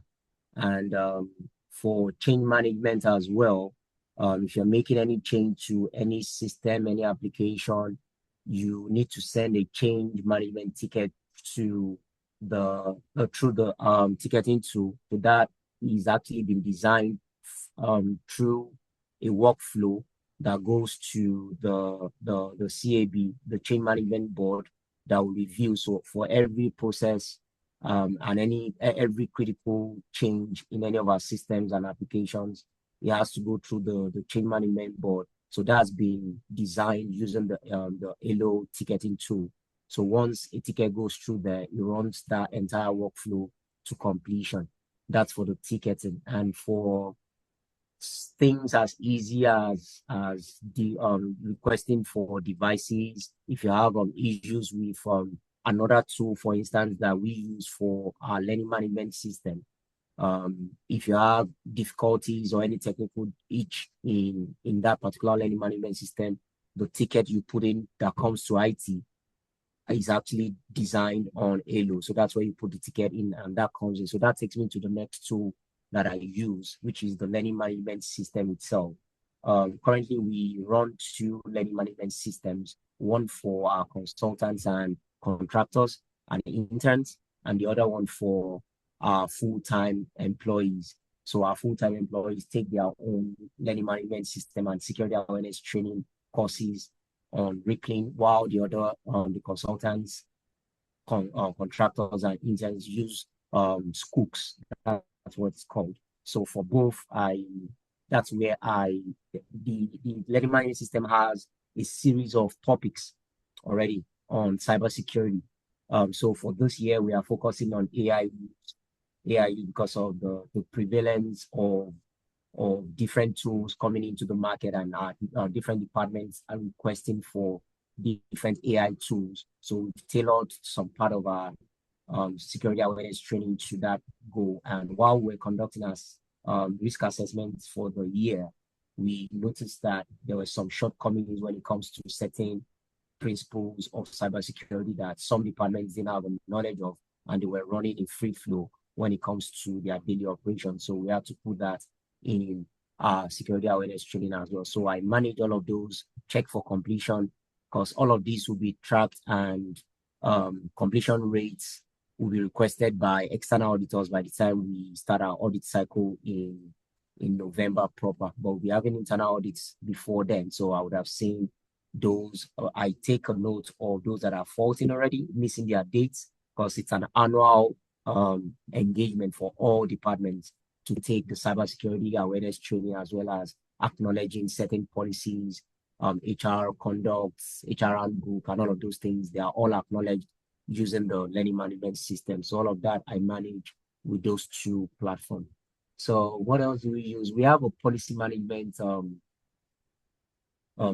as well. It's called Zorelia, but Vanta has the same capacity. So luckily for us, we'll be saving money from the next budget cycle because Vanta provides us with the ability to update our policies on that platform. We don't need to pay for another platform to do that for. We're paying for Vanta already, so we can leverage that.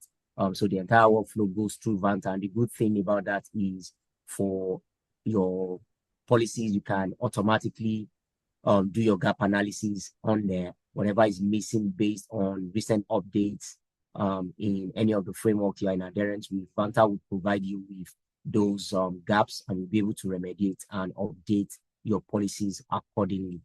What else? What other tool do we use? Let's see. I think that's about it, except for collaboration tools, which I know it's not a big deal like that. So we collaborate using Teams for most of it. All Teams is what we use for collaboration, and that's about it. Thank you. Thank you, Gabriel. And then what about Microsoft tools, Excel, Word, PowerPoint? Oh, Which of these are you? yeah, that's your Bible for cybersecurity, really. Just like Michael Yeboah emphasized earlier. So for Microsoft Word, PowerPoint, all of my presentation, my the risk assessment I did for the organization, my PowerPoint slides were right there on point. You know, that's like a critical, no, don't let me say critical, a very crucial part of the learning process during your internship, because you'll be having presentations every Saturday for those domains you're working on. So for all engagements that I have with different departments, I'm always having PowerPoint slides. And my boss will be like, how do you find the time to put the slides together?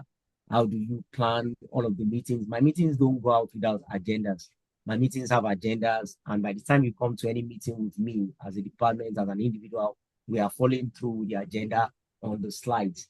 And that helps the department to retain and consolidate whatever we've discussed. And they can easily go back and have action plans, well detailed, because I'm going to send that immediately after the meeting as well. So all of those, I use my PowerPoint to present. I have my AI note takers that I edit beautifully well, so you know exactly what to do after having a meeting with me. Then I keep track of all of those meetings on the project management tool, which I forgot to mention initially. We use Asana as our project management tool. And all of these things, I've never used them before, but it's not rocket science. It's just about seeing, okay, if I click, what happens, what happens. And the way those platforms are designed, they are kind of linear. If you click on what you shouldn't click on, it doesn't move to where you want it to move to. So you can figure it out, build that muscle memory as you use them on a daily basis, and get a better understanding of navigating those platforms. So I didn't sweat using any one of those platforms at all. And the good thing is, the more I kept focusing on knowing them better, the easier it got for me to collaborate with different departments and be able to get whatever I need for the success of my job. So that's just for the Microsoft tools. Absolutely. And you can't miss out any one of them. I used to hate Excel a whole lot. And Excel now happens to be my friend. I can't do without an Excel spreadsheet for at least 30 minutes in any of my day's work. So you just push yourself to love those platforms, love those tools, so you can be successful on your job. So it's not something you can bargain. It's right in your face. It determines how well you succeed on what you do. So you just have to give it your all to familiarize and use it as much as you should. Thank you. Thank you, Gabriel. Michael, what other tools do you use aside Zen GRC? Yeah, so for me, the ones that Gabriel mentioned, so yeah, definitely we did speak about the Microsoft tool, so PowerPoint, right, Word, Excel, and then yes, we do use ServiceNow as well, and I think Gabe did a good job in explaining what ServiceNow does. So as our ticketing system, so we do use ServiceNow. Right. And one way we use ServiceNow, practical example is like for our company, I manage anything, all exceptions, right? So we generally for company by per company policy, we don't allow people to print from home, right? Because it's a healthcare company, right? So we'll make sure that people don't print any sensitive information, right? So PHI, it's a no-no, right? But we have cases where, people actually have, since, most of our employees work from home, we have situations where people actually have to print out physical documentation, right? So in that case, they go into service now, right? And they submit a request for an exception, right? So basically the exception, requesting to be able to enable them to print from home, right? So it's a process, it's a workflow, right? And I brought this up because to, show that we currently have an integration in place between ServiceNow and Zen GRC, right? So once the user goes in and put in an exception in ServiceNow, and then once all the approvers, their manager approves, right? So their manager has to approve, compliance has to approve, and then GRC has to approve as well, right? So once all those three approvals are in, right, automatically it generates a documentation record in Zen GRC for us, right? So in order to do this, right, I didn't have to reach out to the Zen GRC team, right? I've never done an integration before, right, with Zen GRC and any other specific tool. So I had to reach out to the Zen GRC team, and they actually have to spend time with our ServiceNow development team, right, developers team, to be able to actually build that integration, right? So yeah, we do use different tools, but one good thing about those tools with the GRC tool is you can also integrate, right? Integration to make the workflow more seamless, right? So yes, so we do use ServiceNow. We use it's escaping me. Our SOC, so yeah, Cortex XDR, right? So that's our SOC team, right? So that's what we use for alerts. So basically monitoring the network, right? So we do, and I do have visibility into that. So whenever we have like any issues, right? Let's say there's a vulnerability, right? And then I have to work with the stakeholders, right? That's one of the portal or platforms that we use as well, right? So I did say ServiceNow, I did say Zen GRC, Cortex XDR, right? Yes. And we use Tenable as well, right? So same thing for stock analysts, we use Tenable. So I do also have visibility into those tools, right? And it's all part of our vulnerability management process. Yes, and then yes, Teams definitely for collaborations, for reaching out to people. Sometimes takes long, right? But you can just reach out to Teams. That's like sending a text message, right? So I ping people on Teams, and then sometimes I get an earlier response, right? Yes, and then Outlook, Microsoft, we use Microsoft Outlook, right? For every company is different, but our email system, we are a Microsoft heavy company, so we use everything Microsoft, and we also use I also use Purview, right? So earlier, if you recall, I did mention about DLP, so I basically design the policies, right? So once I design the policies and provide the policies, the DLP policies, right, that we have to put in place to the engineers, then they go in and actually configure and build that DLP policy, right? So and then I have the ability to go in and make sure that the policy is actually right doing what it's meant to do, right? So I have to run some tests, right? So definitely DLP. So then name for that is Microsoft Purview, right? So that's our DLP solutions. Yeah. So I think pretty much that's it. I'm probably sure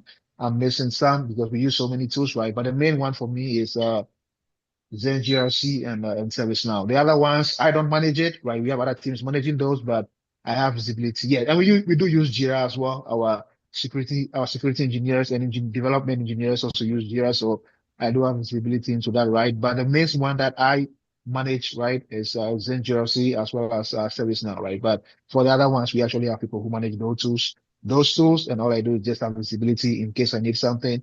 I can always go in and check, since I'm also the internal auditor for the company.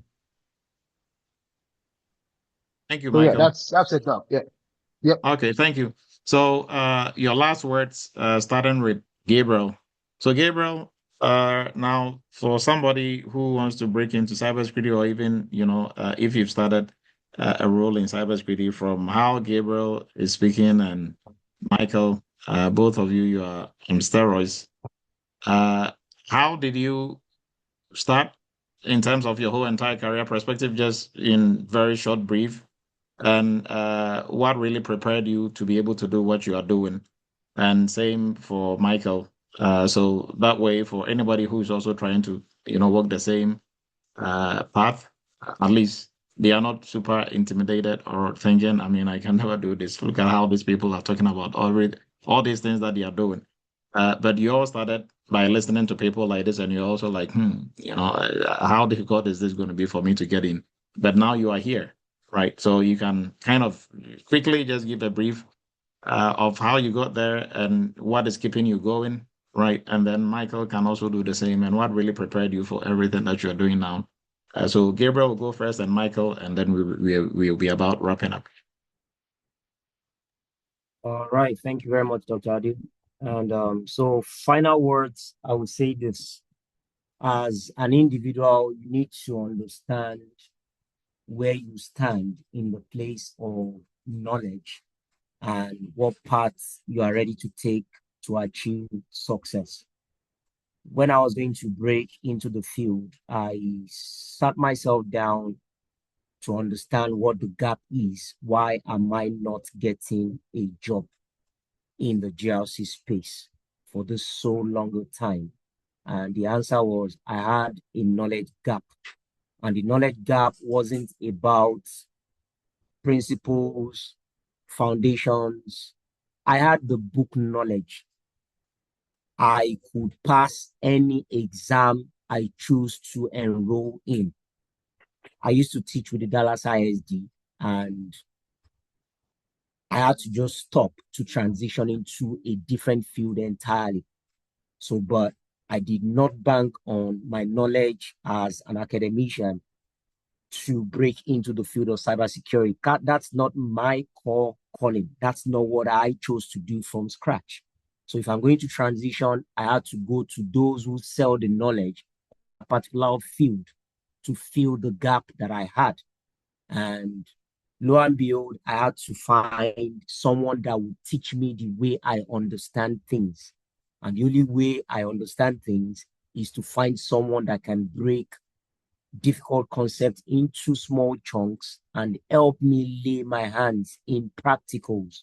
If I don't touch, I don't learn. That is me. So I needed to consolidate on what I knew in theory with practicals. And I had this life-changing 30 minutes call with Dr. Adu initially that, Mister, I have tried so many things. I've wasted money. Trust me, when you say someone has jumped from pillar to post, I had done that before I met Dr. Adu. And I didn't know how he didn't cut me off the call when I contacted him initially, because I was letting him know that all the sins of those that have charged me will come on you if I don't get this right. It was crystal clear. I was letting him know from day one that this is what my gap is. Can you fulfill this obligation by filling the gap? And he said, you know what? Go and start from this place. He quizzed me on certain things to figure out where I should start from. And he said, you know what?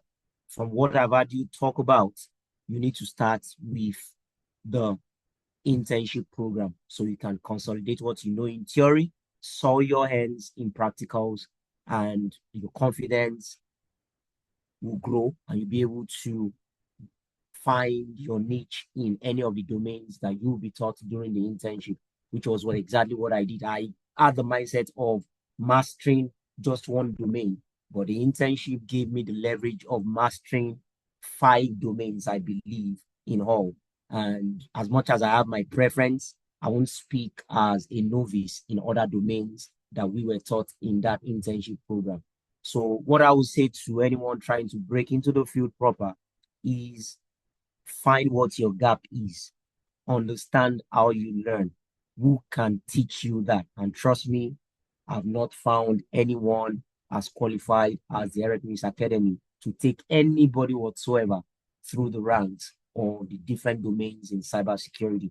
Even if you don't have an inkling of what IT is all about, you start from the basics and go through the ranks as far as being a PCI DSS expert, which is the top niche in the cybersecurity space. So going through the same route like I did, you might even be luckier than I am to get better opportunities to exhibit what you learn in the course of your program with Eretmis Academy. So you're in the right place. If you are listening right now, you're in the right place.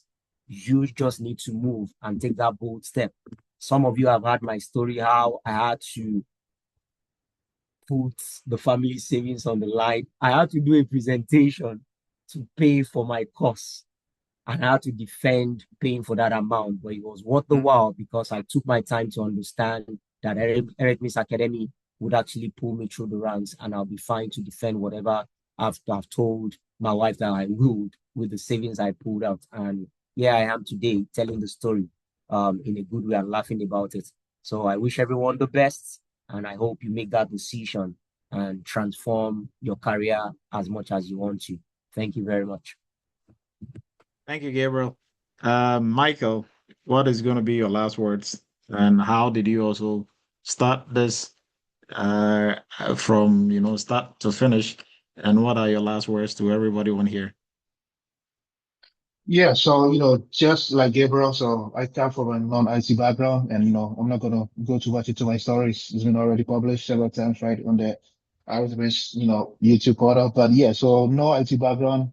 I was in the healthcare, so I got my BS, bachelor's in biology. So I was just going towards pharmacy school, even studying to take my PCAT, and that's what my wife, advised me to look into.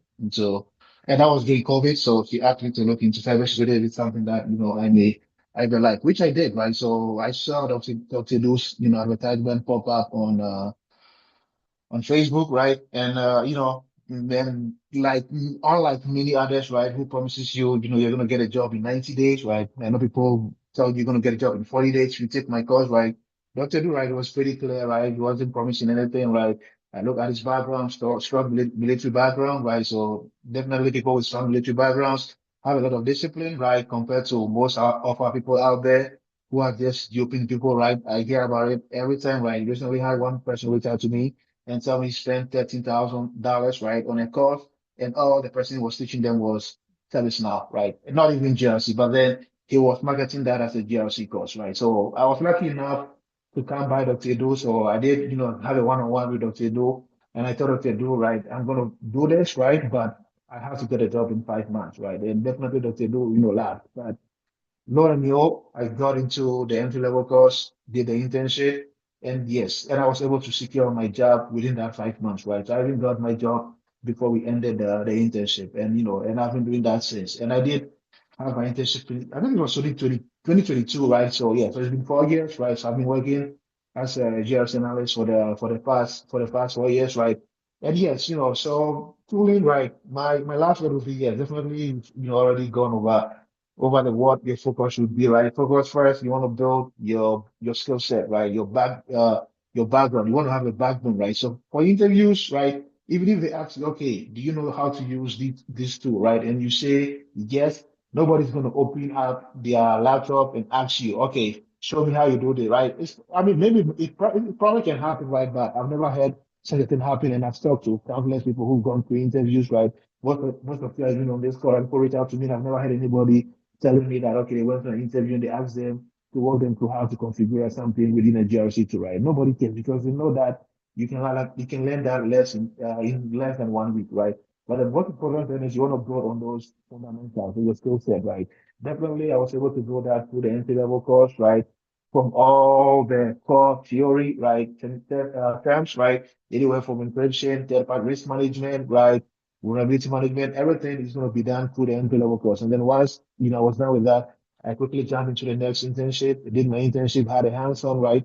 And during my interview, that was all I went about, right? Just explaining from project 1 to project 10, what we did, right? From auditing, third-party risk management, incident response. Explain all that. So even at my interviews, nobody asked me, if I knew how to use a GRC tool. They didn't care, right? All they wanted to know is, okay, can you actually hands-on do this project if we ask you to do it, right? Can you execute on how to ensure that all the policy management lifecycle of the policy of the company, right, are being met, right? So are you able to know the requirements, ensuring that our policies are being updated, reviewed, or if there is a case where we have to draft a policy? Because sometimes, right, recently, Director of Information Security access to come up with a policy, right? We didn't have that policy in place, right? So guess what? I was the person, put in charge of that. So I had to reach out to who the stakeholders were, right? In that case, both of our security engineers. I had to reach out to them, set up a call with them, grab the policy with them, have them review it, did my final review, right, and then put it forward to whoever has to approve it, right? So from director to VP, everybody has to approve that policy, right? So these are some of the things that you want to be able to speak to when you go to an interview, right? So don't really focus too much on the tools because guess what? Nobody's going to ask you, okay, Can you use this? This is how our platform looks like. Walk me through it. Nobody has time for that, right? They want to know, can you do the hands-on GRC? Do you know how to do policy management? Do you know how to conduct a vulnerability management, right? And work with stakeholders to make sure that all systems and servers are being patched or remediated, right? Can you do training awareness, right? When it comes to DLP, what are your fundamentals on DLP? So these are some of the things that, is going to come up within an interview. So you want to make sure you grasp the concepts, right? And the fundamentals, right? And I always stress fundamentals, because that's the key that's going to enable you to be able to work in the industry, right? For tools, you can learn that in less than a week. So my last word would be just focus on getting all the fundamentals you can, right? And then if you need, just a few knowledge about any tools, right? So feel free to reach out anytime. I don't have any issues working with you, but I don't want to be talking to you, right? And then you are focusing so much on the tools, but then simple question about encryption and then just get started, because that's what is going to expose you on an interview. So generally, my advice to people is focus more on understanding the fundamentals of GRC. And then once you do, it's going to be easier for you to transition whatever you've learned from your theory, right, or your hands-on to how it's going to be actually working in the GRC to itself. So those are going to be my last word, right? So unless anybody has any other questions, but yeah, that's pretty much it. Thank you, Michael. And Gabriel, appreciate your time. And for everybody, I mean, we went through our top 15 GRC tools for 2026 that you should know. And Gabriel is using, I think Vanta was number 9. Michael is also using ServiceNow. Gabriel, I think, Gabriel is using Vanta and others. Michael is using GRC mainly, Zen GRC, and then he's using ServiceNow also mostly for ticketing and others. So that is Zen GRC didn't make it top 15, but at least ServiceNow did. That was number 1. So and then also their advice and their take on what is going on in the industry and how they were able to. They both went into the job not knowing how to use these tools that they are masters of or experts of now, and nobody even in their company did have that experience with these tools, right? So that is not to say you shouldn't at least familiarize yourself with a tool. Please do, but your main focus shouldn't be on just knowing how to use a tool. But knowing how to use a tool is not just clicking around in the tool, but how can you use the tool to do a project, right? That is the most important, because you're going to be using it to do projects. And like Michael rightly said, in GRC, you should be able to literally work with a pen and a paper, right? When you have the tool, is a blessing. It makes your life way easier. So you don't have to manually track the stuff. You don't have to, do things and be able to try to figure out and remember when things are due and all that. But if you understand it from the manual perspective and you can do everything manually, now you become masters of tools in less than no time, because you understand the concepts behind the tools, how they work and how they function. But if you just focus on the tool and you missed how to do the projects themselves, then all you know is just the tool and you can't really do much with it, right? So I encourage everyone, work on your fundamental knowledge in cybersecurity GRC, work on some projects, right? And that is very key.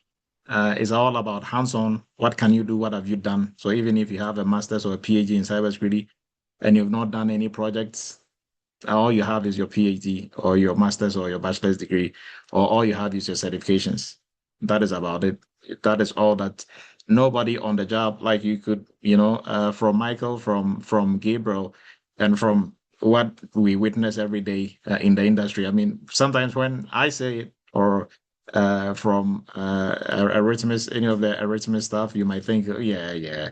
But this is from your own colleagues, your own peers, right? And they started from nowhere in IT or cybersecurity. Now they are masters in cybersecurity, and they are telling you, this is the focus. This is what has helped me.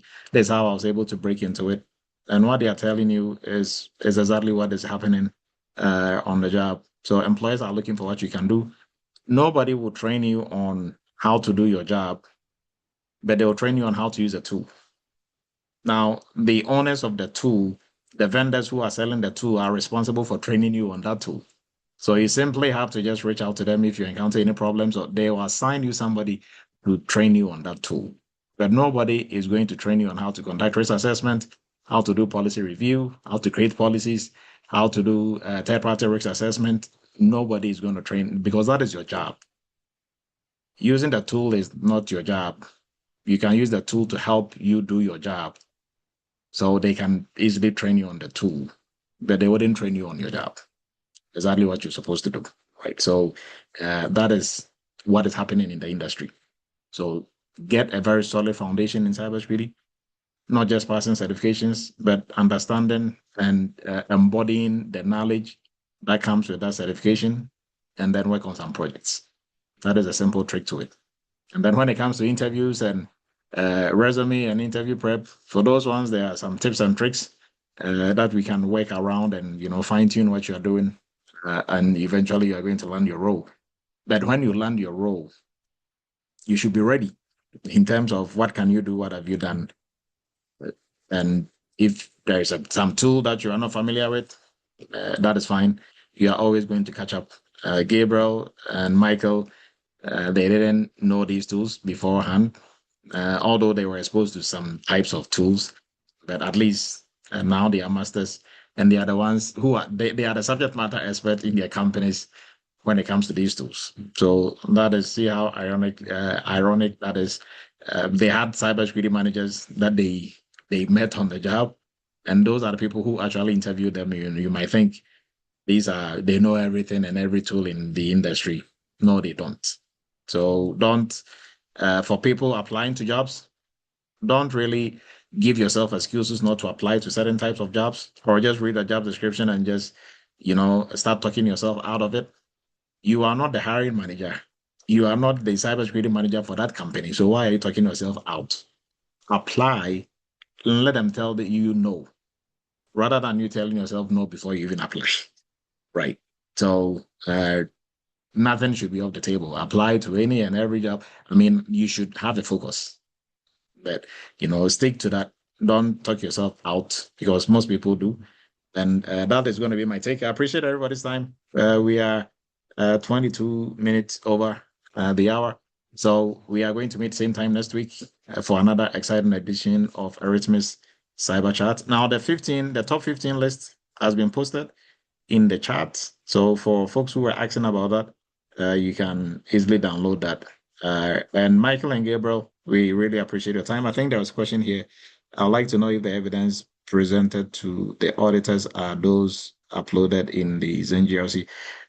Yes, Raphael is asking if the evidence that you are going to present to your auditors, they are the ones that are going to be in Drada or Vanta that you are uploading in there, right? And mostly for auditors who are going to come in, if they are not already using any of your tools, you can give them access to that. And if it's a PCI audit or what, they will be able to go through and look at your evidence and everything that you've been presented, that you've presented in there, or have uploaded in there, right? So hopefully that answers your question. And in the chat, I don't think there are any other questions. There are some team lives in here, and we appreciate everybody's time. Because you are running out of time, we wouldn't be able to give some shout outs. So have a great and wonderful weekend. We are going to meet same time next week for another exciting edition of Eretmis Cyber Chat. Gabriel and Michael, you were awesome. We appreciate your time and your insights, and keep doing great things in the cybersecurity space. And these are some of the mentors you're going to have when you join the GRC workshop and internship, right? And it's very exciting to see Michael was a mentor, one of the mentors for Gabriel's group, and now they are both here, sharing their story. So it might probably going to be you next, because Gabriel is a mentor on there as well. So it might be you and Gabriel next time. So appreciate everybody's time. Have a great and wonderful rest of the weekend, and we will meet same time next week. Have a great night, everyone.